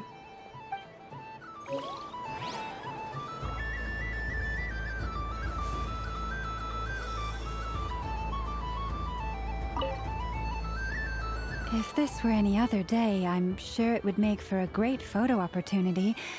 But Moon Prayer Night has rendered my antlers uncomfortably large. Doesn't it look like this rhyme-horned deer has 2 sets of antlers?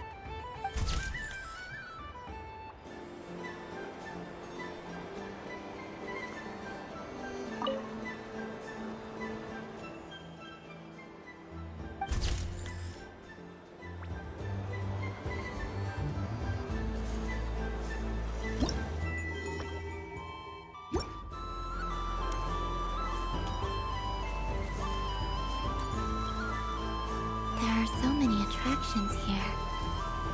Since I rarely get out, I might as well make the most of it. What's this?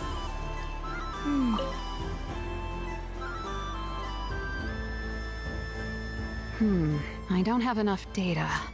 Need more samples. But who should I ask for help?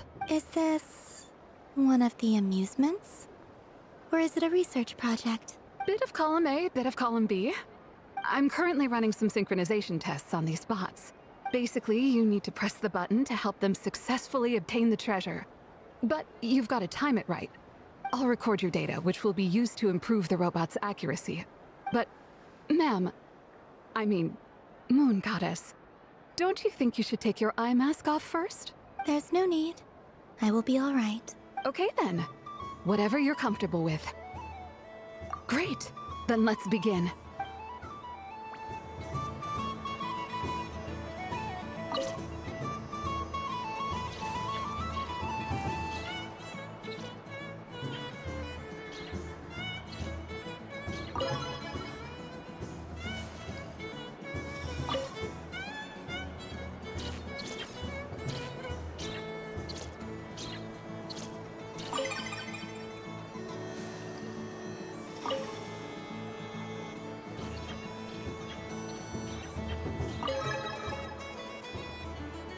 Nice.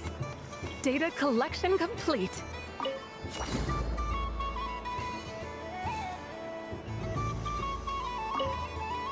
Cool. So much useful data. Thank you so much, Moon Goddess.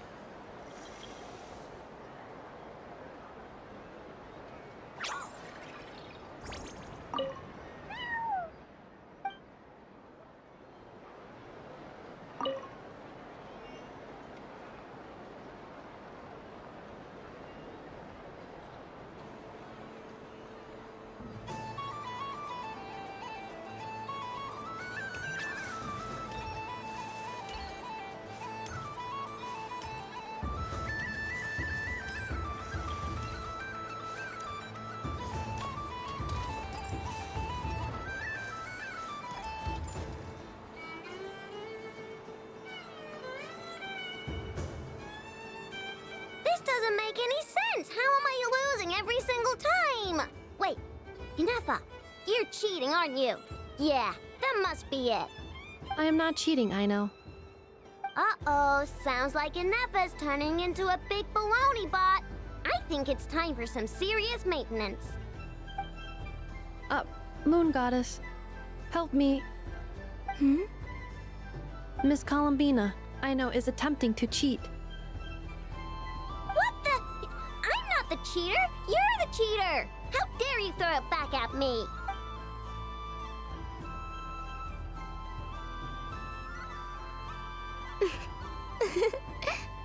Alright, fine. Let's all laugh at I know. Just you wait till I get home, because I'm gonna make a game bot that can win 100% of the time. Let's see you laugh when I come back and beat your butts. You'll all have your heads covered in stickers when I'm through with you. We came to check everything was okay after all that yelling, but,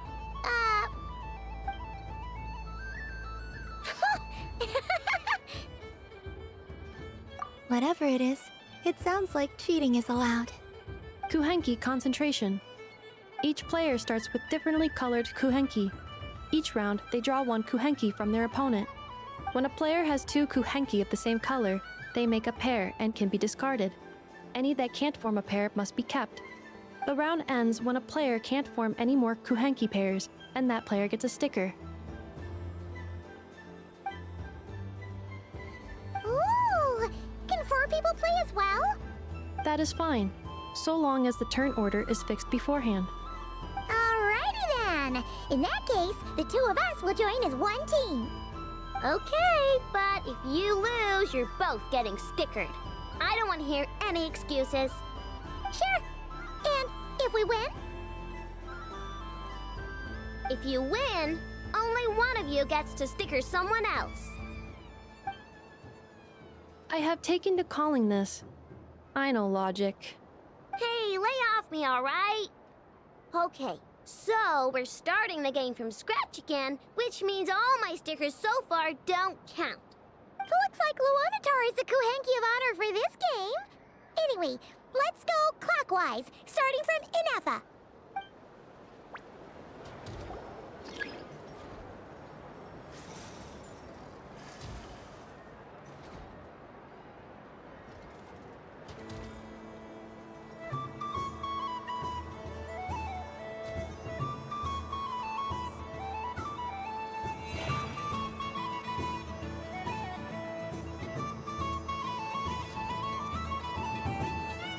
Nice! That's a pair!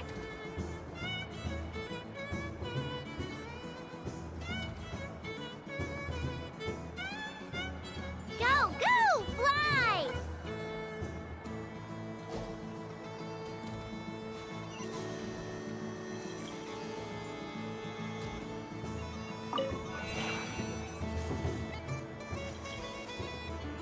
Go on.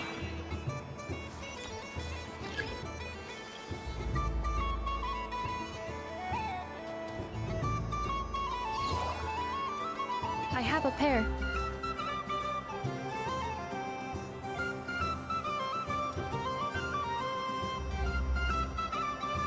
Uh-oh! We gotta pick up the pace!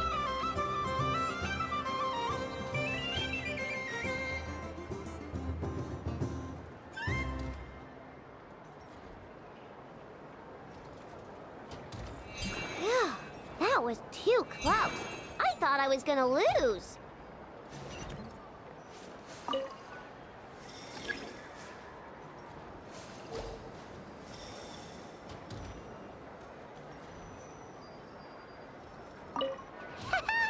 Let's see who's gonna be the unlucky one.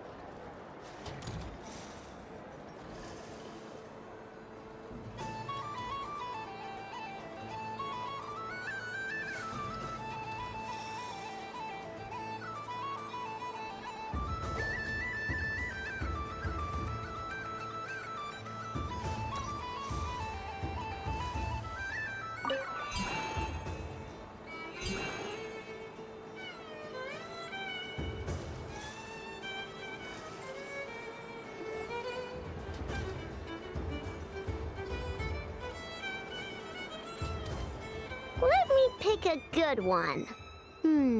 What's it gonna be? You're looking very pleased with yourself there. What happened to being a huge Grumposaurus? I won. Duh.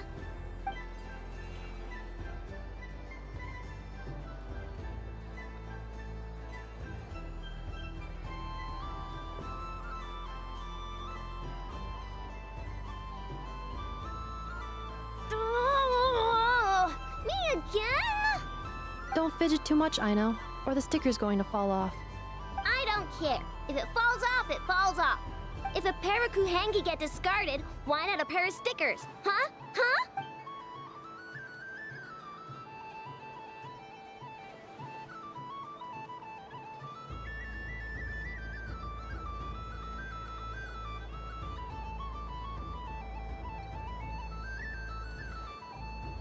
I've lost. Sticker, sticker, sticker!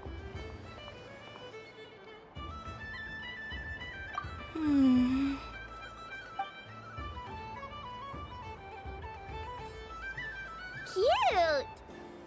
You think so? Shame. I can't see it for myself.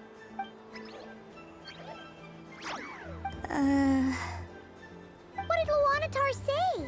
She said it looks so cute that she wants me to lose a few more rounds.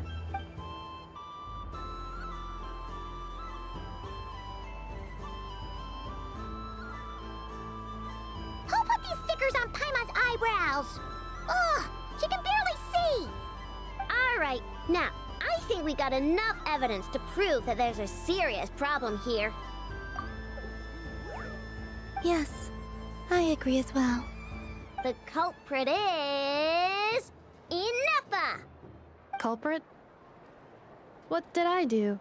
Quit acting dumb, Ineffa! You're not wriggling your way out of this one. I've been watching you.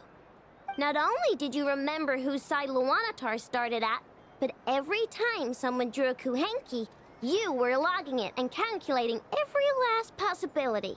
Which Kuhenki pairs were gone, who had what color Kuhenki in their hand, even our facial expressions. You were keeping track of it the entire time. Exactly! What Aino said! Putting aside the fact that running calculations is not against the game rules, do you have any evidence to support your allegations? But that's not against the rules either. So she admits it. She certainly does. Alright, everyone grab a sticker. It's time to get Ineffa back. But... Take that!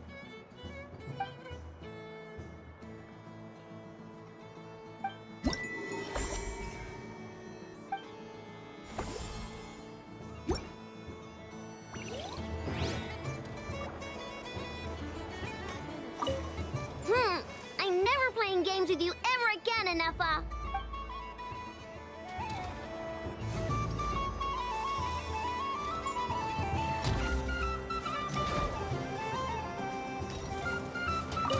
Aino is throwing a tantrum again. I believe it will take 3 crumb-kakes to constitute a suitable peace offering. The robot show will now begin.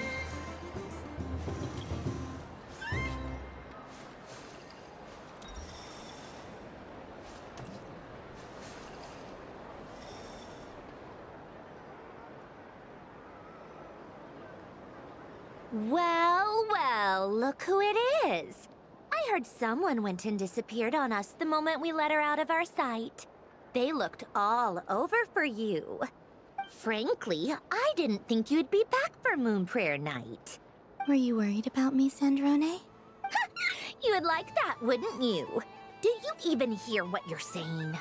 It seems to me like you disguised yourself with festive headgear, just so that you could come see me on Moon Prayer Night and make sure I'm okay.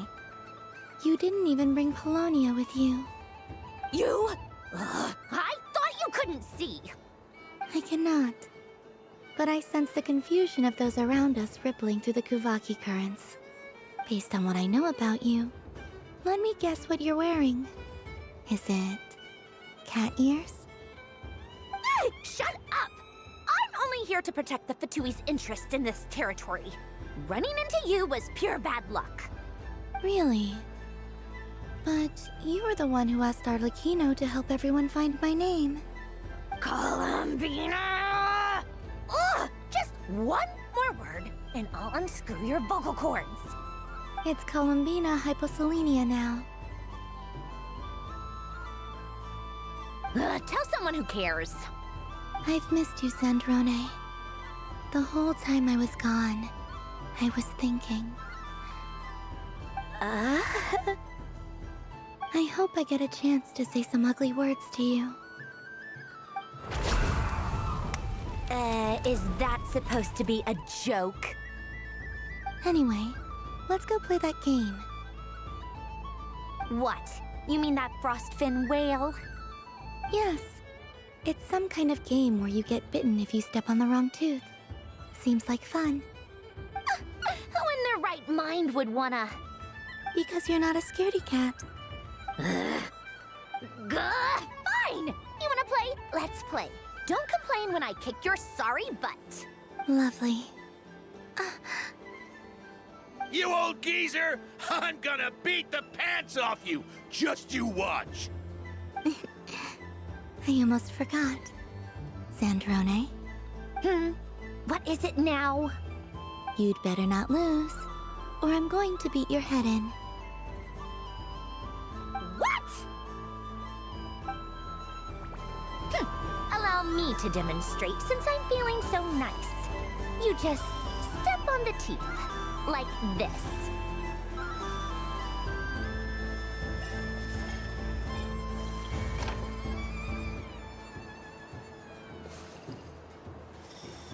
Which should I pick?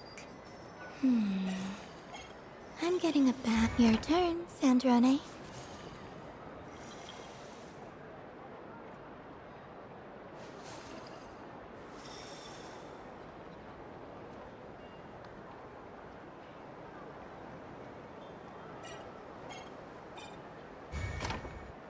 Don't come crying to me if you get bitten.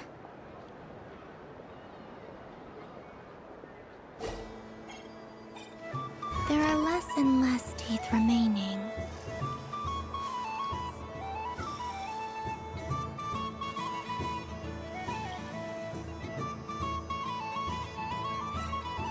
Huh?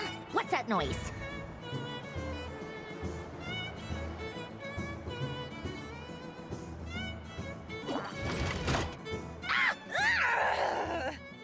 I think you might have picked a bad tooth, Sandrone. Shut it! Do you need any help? It seems like you're stuck. No! It's just a blasted... toy! How is its grip this strong? Stop laughing! All right. Well, you lost. So just like I promised... Hey! What are you doing? Are you serious? Hiya!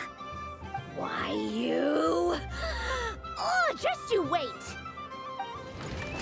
Rematch! Are you all right, Sandrone? That was quite a strong bite. Are your clockwork parts? Quit your fussing! I don't need it! All right. I'll go first this time.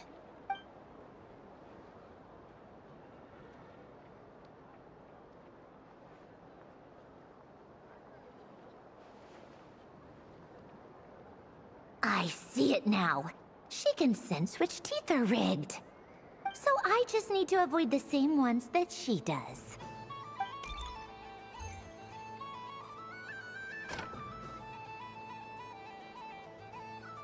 This one... Seems fine. She avoided that one then? Now I've got you. All right, my turn.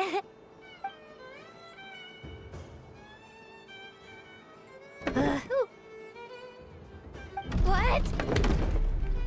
Looks like you lost again, Sandrone. Wait! There's more than one bad tooth! Bonk.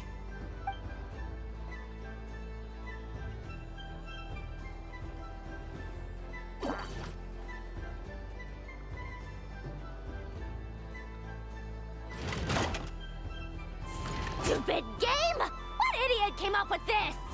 Are you all right, Sandrone? You said some nasty things just now. Oh, I'm peachy. Should I let you bonk me on the head as well? Ah, forget it. Come on, bonk away. It can be your consolation prize for losing so badly. I told you, forget it! Gah, you've always been so annoying. Singing right outside my door, inviting yourself to my tea parties, going AWOL. And now you're off to the moon or something. Of all my days with the Fatui, the times I spent with you, Arlecchino, and Rosaline, they were my favorite. I will not forget them. Just as I shall not forget this moment. We'll always be friends, no matter where we are, right? Who'd want to be your...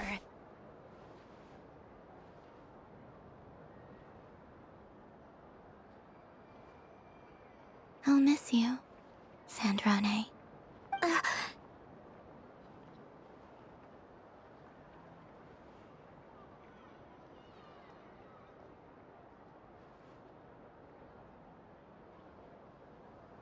Goodbye, Sandrone.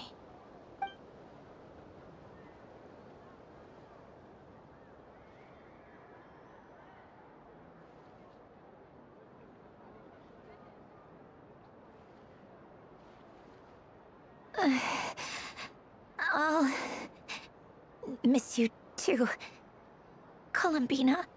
Sorry, what was that? Ah! Ah! Yeesh! No need to freak out. What's wrong? We've been looking everywhere for you. What do you want? Oh, nice ears.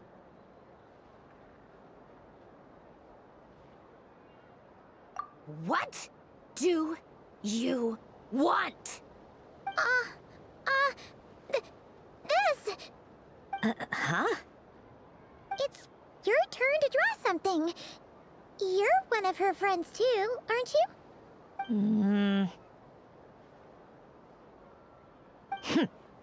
Doesn't know how lucky she is.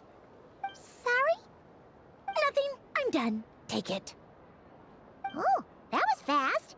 Oh, and one more thing. Last time we spoke, you mentioned you were interested in the Narcissan Kreuz Ordo's research, remember? There were too many people when we last met, so we didn't get the chance to do this. What are you talking about?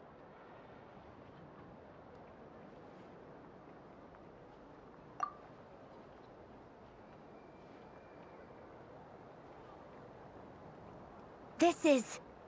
Oh. Alan, Renee, and Marianne. Huh. The Holy Blade. A savior's plaything. It's not about whether I approve or not. These people, they would sacrifice themselves for the sake of the world. Especially Alain Guillotin and Renee. That is something I would never choose to do.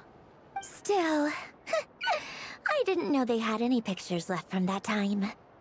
If I'd have thought to bring a camera, I'd have... What? Yeah, of you being bitten by the frostfin whale and Columbina bonking you on the head. Tear it up! Now!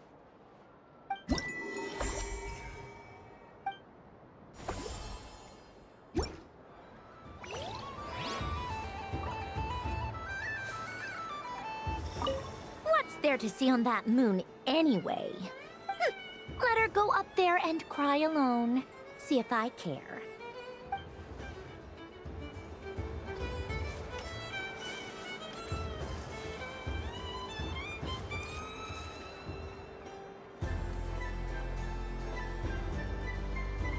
What is going on over here? It looks like fun. Hold it right there! You can't run away from me, Moon Goddess. Are you talking to me? Of course. Do you see anyone else here dressed up as the Moon Goddess besides me and you? Hey, come on. Call me by my title. Happy Moon Prayer Night, Moon Goddess. And the same to you. Anyway, there's no time to waste. Get ready for the duel of a lifetime. Duel? Meet my partner, Stacko. Come on out, Stacko. Well, don't just stand there. Let's see your partner. Partner?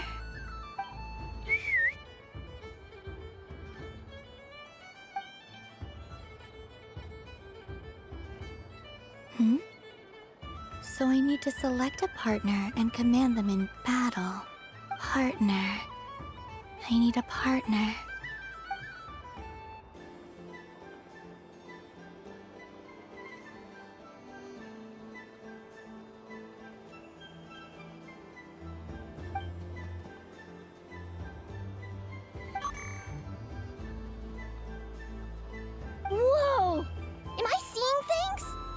Where'd you get a Kuhanki?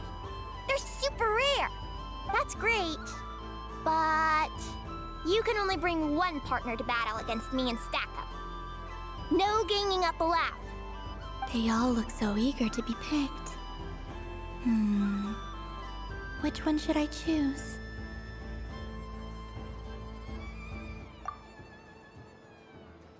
I'm not sure what this bot is trying to say, but it seems very happy. That bow. Does it want to dress up as the moon goddess too? They all look so eager to be picked. This one usually lives in Nasha Town. She likes falling asleep to the sound of striking hammers. And I bet she's quite familiar with robots' weak spots. They all look so eager to be picked. This deer came to celebrate the festival with the Frost Moon Scions. It wants to help me with its antlers. They are its pride and joy. They all look so eager to be picked. Which one should I choose? I'm not sure what this bot is trying to say. Testing! Testing! Oh, this is an emergency broadcast! An exciting battle is about to take place right here in this corner! We have the Moon Goddess and her robot partner! And in the other, we have the Moon Goddess and her other robot partner! This announcer stuff is harder than I thought.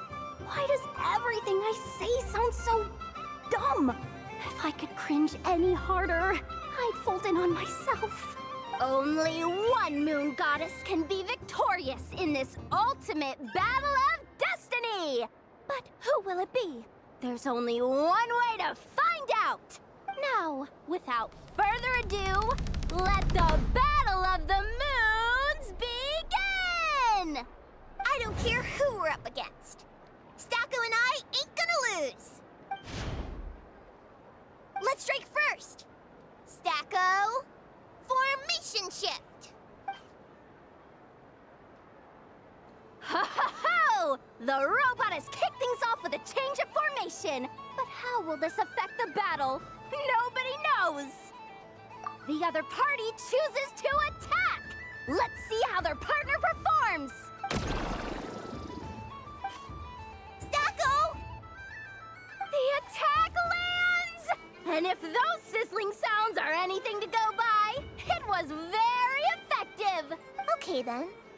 Stacko, maintain formation and enter your empowered state. Empowered state! There we go! Now we're talking! Absorbing the immense Kuvaki present on Moon Prayer Night, this lean, mean machine has greatly increased its offensive power! Oh, they chose defense! But Stacko's about to attack with full force! Is it too little too late? The battle is heating up fast! I'm about to start sweating machine oil over here! Go for it, Stacko! Set Kuvaki to maximum! Can their opponents withstand this blow? And what will this Moon Goddess do? Don't be afraid. Fight however you wish. And it's the empowered state! Both robots empowered now! The attack comes in, but oh, attacks repelled! Opposites attract, but likes repel. And now you've seen it in action! What a powerful repulsion! The robot crashes into the wall! Can it keep going? Stacko! Oh, Stacko is down for the count! Our winner is the Moon Goddess! The slightly taller one, I mean. You did your best, Stacko. I'll take you to Ainos for a checkup right away, don't you worry. Well, you beat me fair and square, I guess. Honestly, I underestimated you. Won't make that mistake again. I think my partner deserves most of the credit. Just you wait. When I'm a little bit older, I'm gonna come back a whole lot stronger. You ready for a rematch? I'm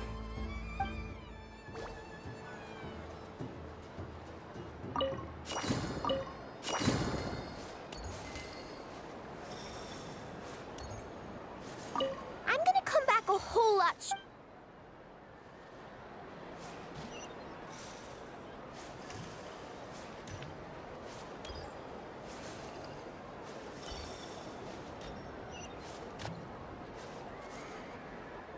Moon Prayer Candy! Beautiful, tasty Moon Prayer Candy! Buy a whole box, share it with your friends and family! Candy? To share? I wonder what flavors everyone would like. Welcome home, Moon Goddess. Fancy a box of Moon Prayer Candy? Sure. I knew you would. Now, what flavor would you like? I'm not sure. What flavors do you have? Is this for yourself or as a gift? A gift for my friends. Ah, I see. In that case, I'd recommend apple, lockaberry, or midsummerberry. Those are the most popular. Do you have nocturnal blossom flavor?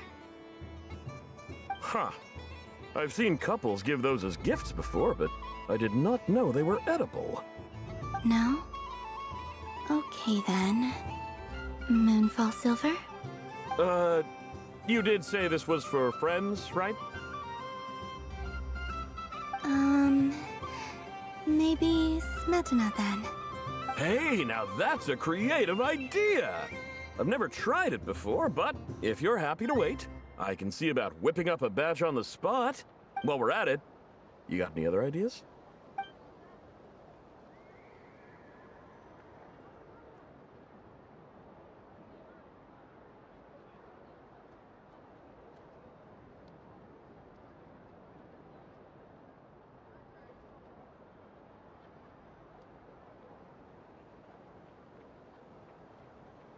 Here you go.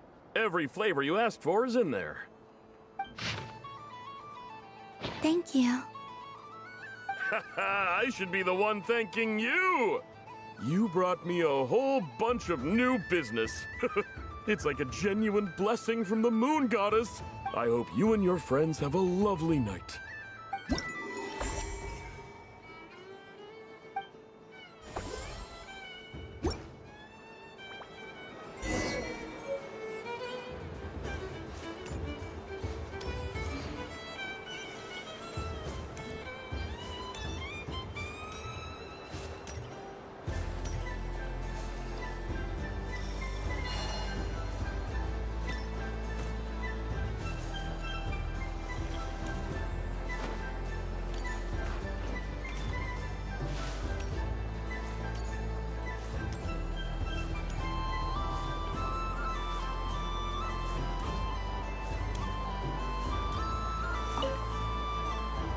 Traveler. Hey there, Calamina! Are you done checking out the festive amusements already? Are you sure you don't want to look around some more? You might not get another opportunity like this for a while. Right now, what I'd like to do is...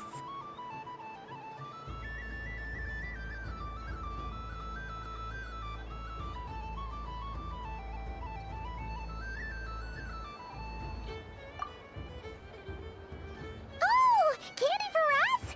Thanks a bunch, Calamina. Don't mind if we do. Whoa!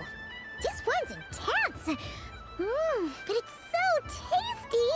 What about you, Traveler? How does yours taste?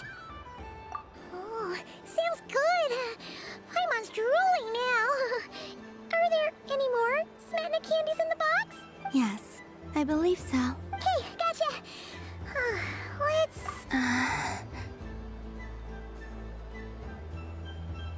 Sure. This one. And, yep, this one looks right too. Here we go. One per person. It's so sweet.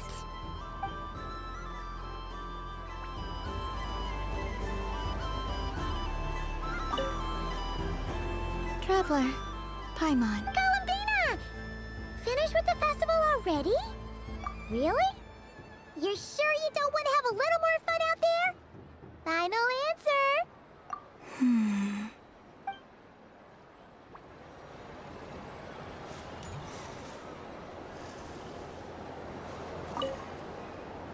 Traveler. Columbina! Finished with the festival already? Really? You're sure? Yes, I am sure.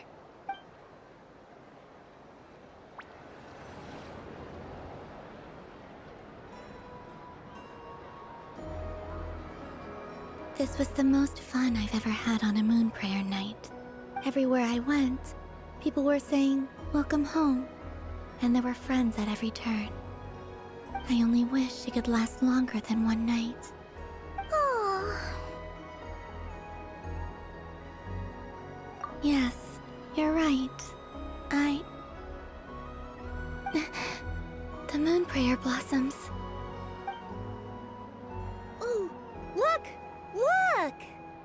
Moon prayer night has come.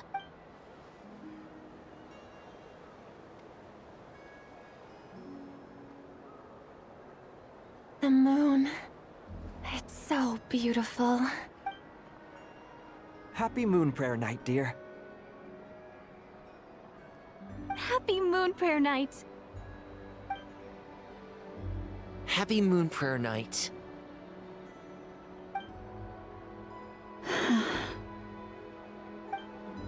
Aww.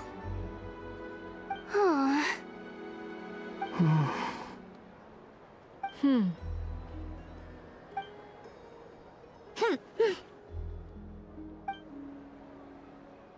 Time flies when you're having fun. Oh. Looks like the time has come. Columbina. You're heading off then? Yes, to the ruins you mentioned. And from there, back home to the moon. Wait! I know? At least... Take one of our craft shop's crumb cookies up to the moon with you. You know, for a snack. Sure. Why not? The Curatorium of Secrets believes in proper farewells. No story should be left without a satisfactory endnote. Never. Farewells are an important affair for the Ratniki, too. We never know when we might meet again. Haha! And here I thought grand farewells wouldn't suit tonight's mood. But I suppose friendly passion is not to be stopped, eh?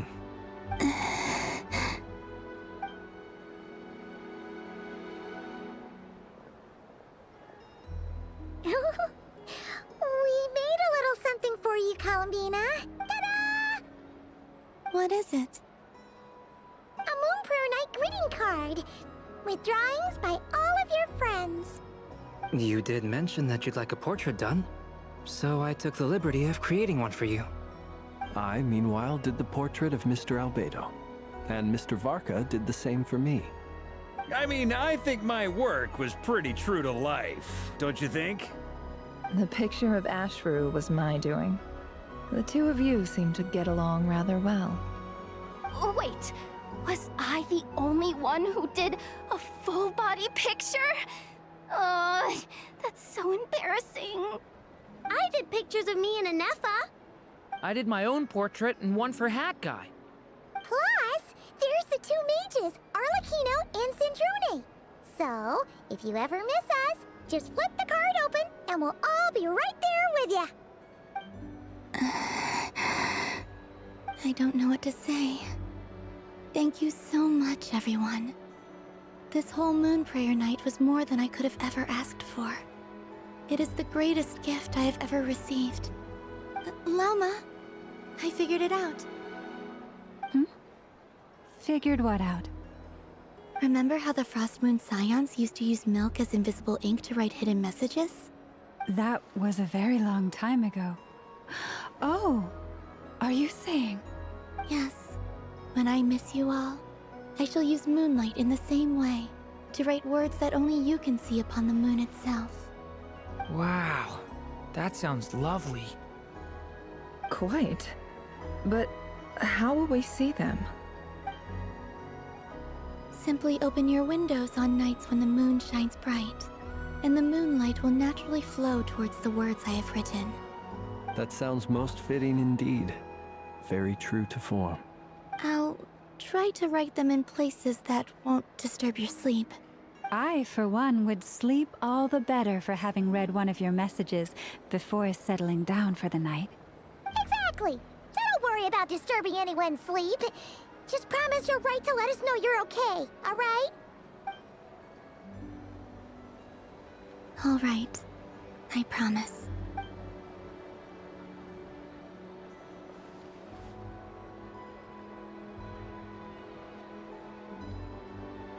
In that case, Columbina. I'm ready.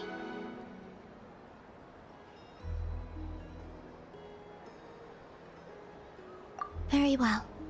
Let's go.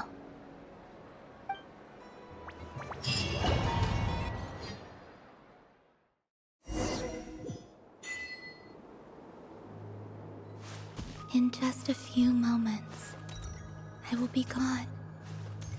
I still don't know what to expect on the moon. Will I really be able to send messages to my friends? The Kuhenki, the animals of Not Cry.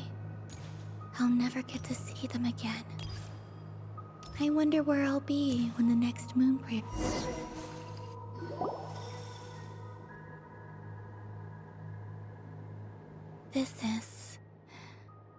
This is where the people of Hyperborea used to communicate with the moons.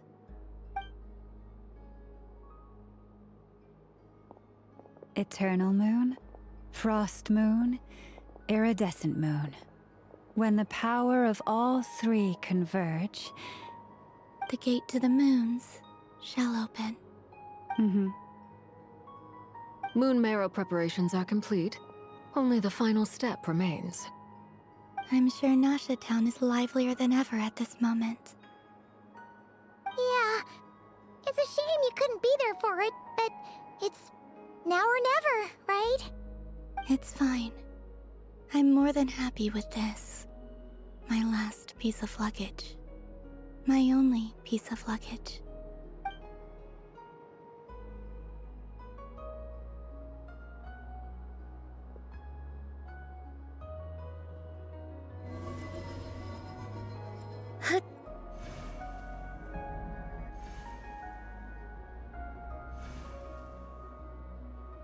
I can already feel the moon calling to me.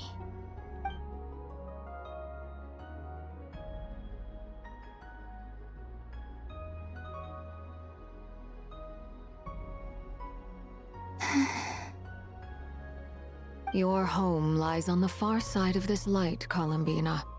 From now on, we will at last have a reason to pray to the true moon. Columbina. Yes? I'm listening. Be sure to come back and see us when you get the chance.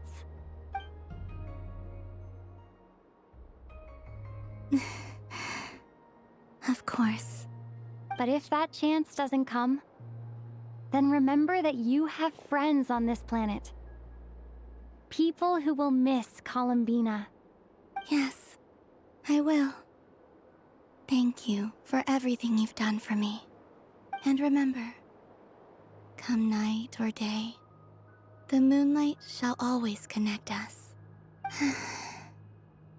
Well then, farewell, my friends.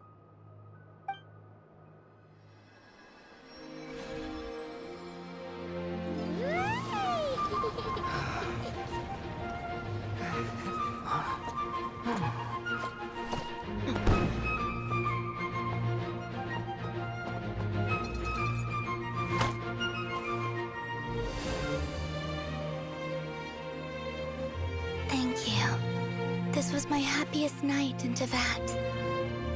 Farewell, Columbina.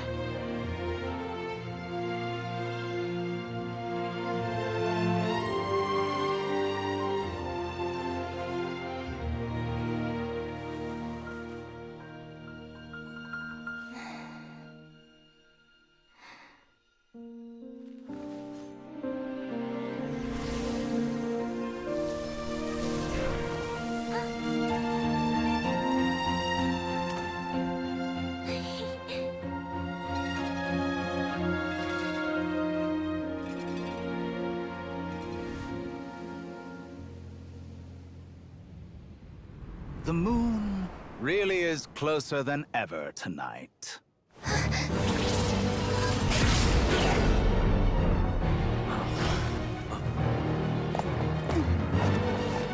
Columbina. All 3 moons in one place. Time for one final experiment. Reason, life, death, time, and space. They all believed I would fail.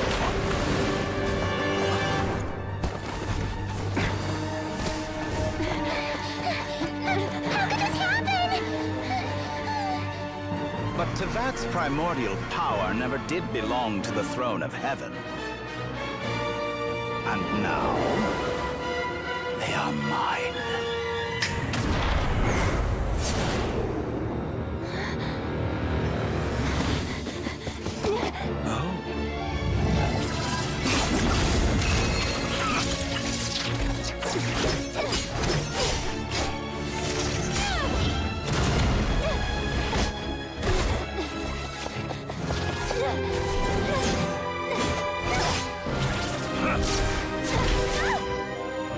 No, as long as I'm here. The Doctor is free to wield the 3 moons' power.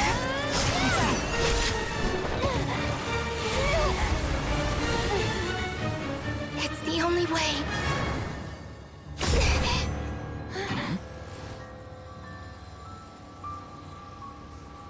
I guess I won't be going home today. Columbina! No!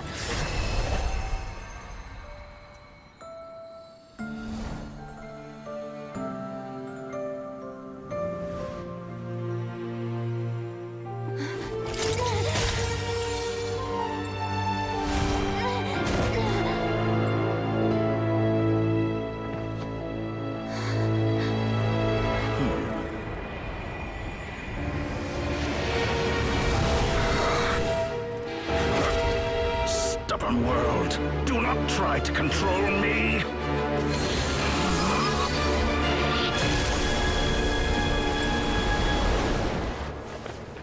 Columbina.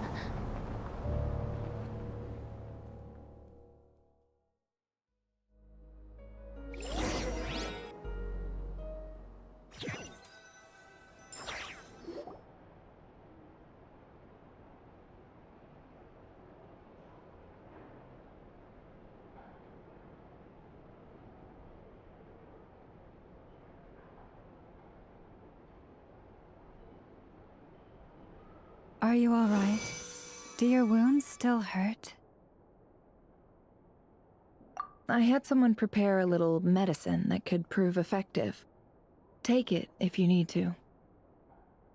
In that case, let me relate the contents of the call we made to Alice after the incident occurred. That Dottore is a crafty one. He distracted the Hexenzirkel by creating a huge fuss at Tevat's borders. I'd assumed that the cause was an abyssal intrusion from the outside world, which in fairness is a rather common occurrence. But after learning that you managed to influence the phantoms in Nodcry, I realized that perhaps this interference could have come from within Tevat instead. But we weren't able to change their fates. True, you couldn't change how their stories ended, but you did build some variables around yourself. Variables?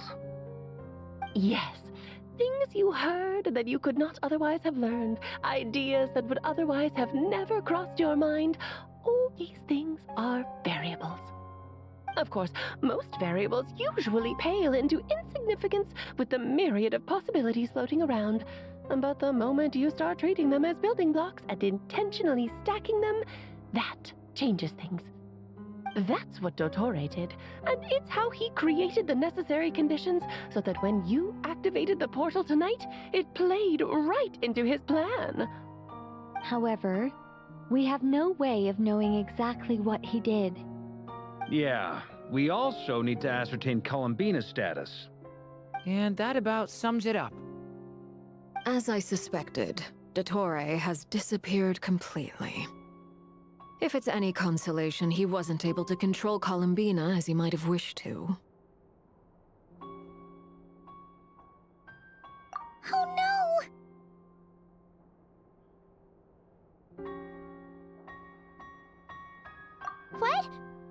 What?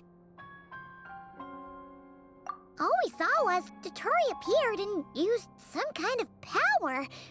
The next thing we knew, he and Columbina were gone, and you were falling into the sea.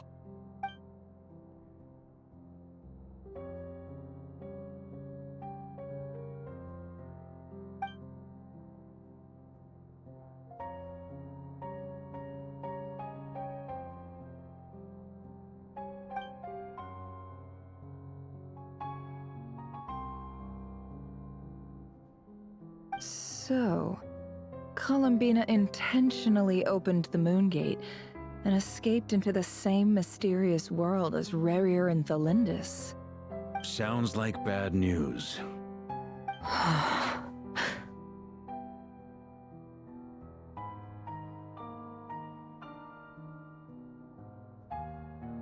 Seen in that way, the trilunar syzygy and Revir's emergence, Dotori might have been pulling the strings in both cases. According to Miss Alice, he is attempting to transcend his destiny and finish an experiment that only a god might complete. An utter lunatic. Wait a sec, where's Hat Guy? Seems like he'd want to be here for this. He took off with the Dodo communication device after we spoke to Alice. He said he had a hunch that he wanted to investigate by himself. The look on his face was terrifying. I've never seen him like that before.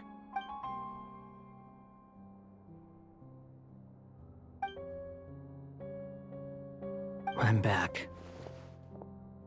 Hat Guy! I went to look for the Hyperborean phantoms again. I think I've gotten to the bottom of it. I got them to talk to Nicole on the other end of the communications line. Turns out, the history they describe is different from how Nicole remembers it. Really? But how?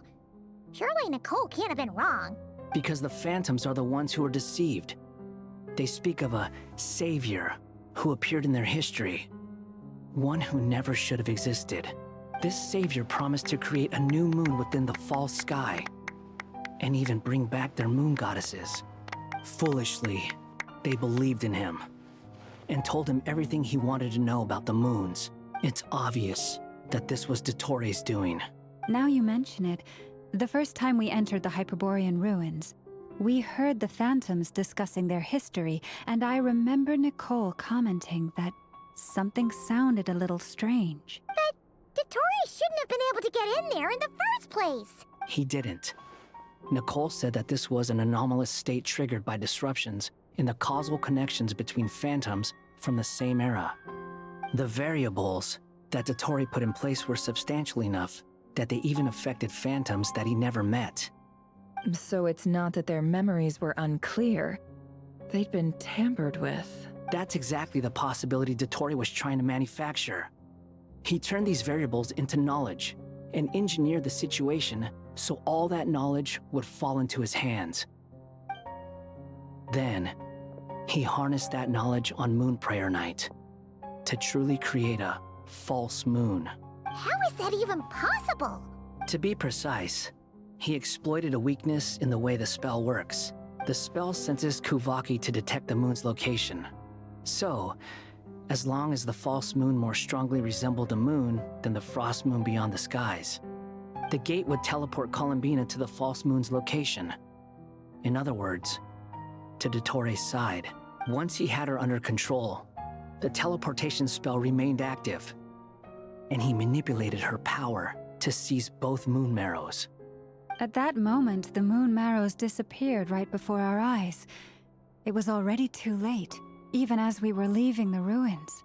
By then, Dotori had already amassed the power of all 3 moons. So, where does that leave us? What do we do now? I'd certainly like to know what Her Majesty thinks, now that the concerns I expressed to her have come to pass. But we cannot simply sit and wait for her to decide the matter. And in any case, it is not the Fatui Harbinger Damselette who sees us as her friends, but rather Columbina Hyposelenia. If, even in such extreme circumstances, Her Majesty will not lift the prohibition on Harbingers drawing steel against one another, then I will do as my heart demands. I will fight as Peruware instead. Oh, our Time is short, so I'll make the first move.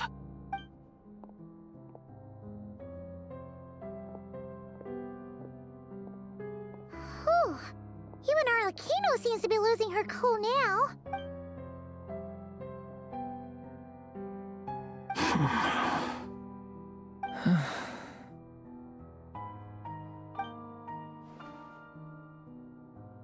All right. Lose those dejected looks for a moment and let me get a word in. It looks bad, I won't lie. Very bad, in fact. So Dotori's pulled some real dirty tricks to gain the upper hand. For now. And yeah, it's to the point where even the mages say that his variables have affected destiny. I'm not so sure, though. Many have told me that Tevat's destiny is fixed, and that does appear to be the case. Well, what makes Dotori so sure he'll be the exception? And since he was able to stack these variables up, who's to say we can't do the same? You of all people should not be discouraged, traveler from afar. This isn't over yet. And you're not alone in that. Everyone here does, whether they've spoken thus far or not. But none of us are the type to sit back and wait for the sun to shine again. That's exactly how a knight should roll. If they knock you down, you get back up and get back in it. Don't forget, Honorary Knight, you're a legitimate member of Mondstadt too. Fork is right. This is far from over. Dotori's already way overdue a butt-kicking given his past shenanigans. And after this, he's earned himself a double dose. That's what I'm talking about. How's everyone else feeling? I'll use Kuvaki to investigate Columbina's whereabouts. I am not ready to give up either. Leave the intel gathering to me.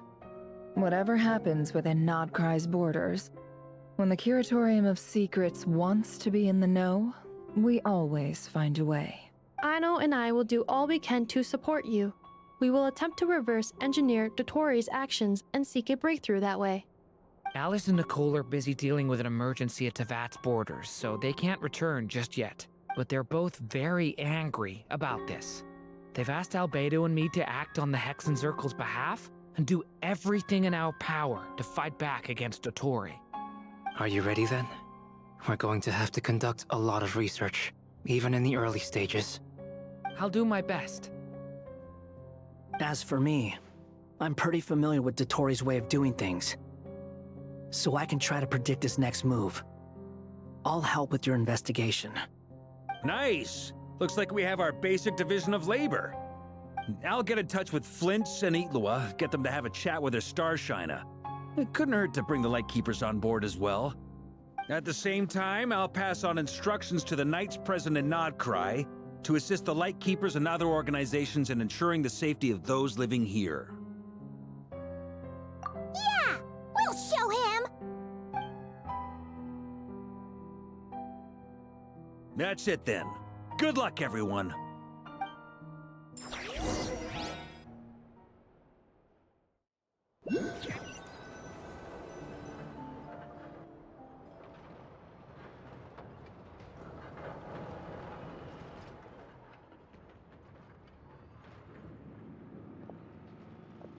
I never thought that Columbina would become my real name. It went from being a Fatui code name to something my friends call me. And remember, come night or day, the moonlight shall always connect us.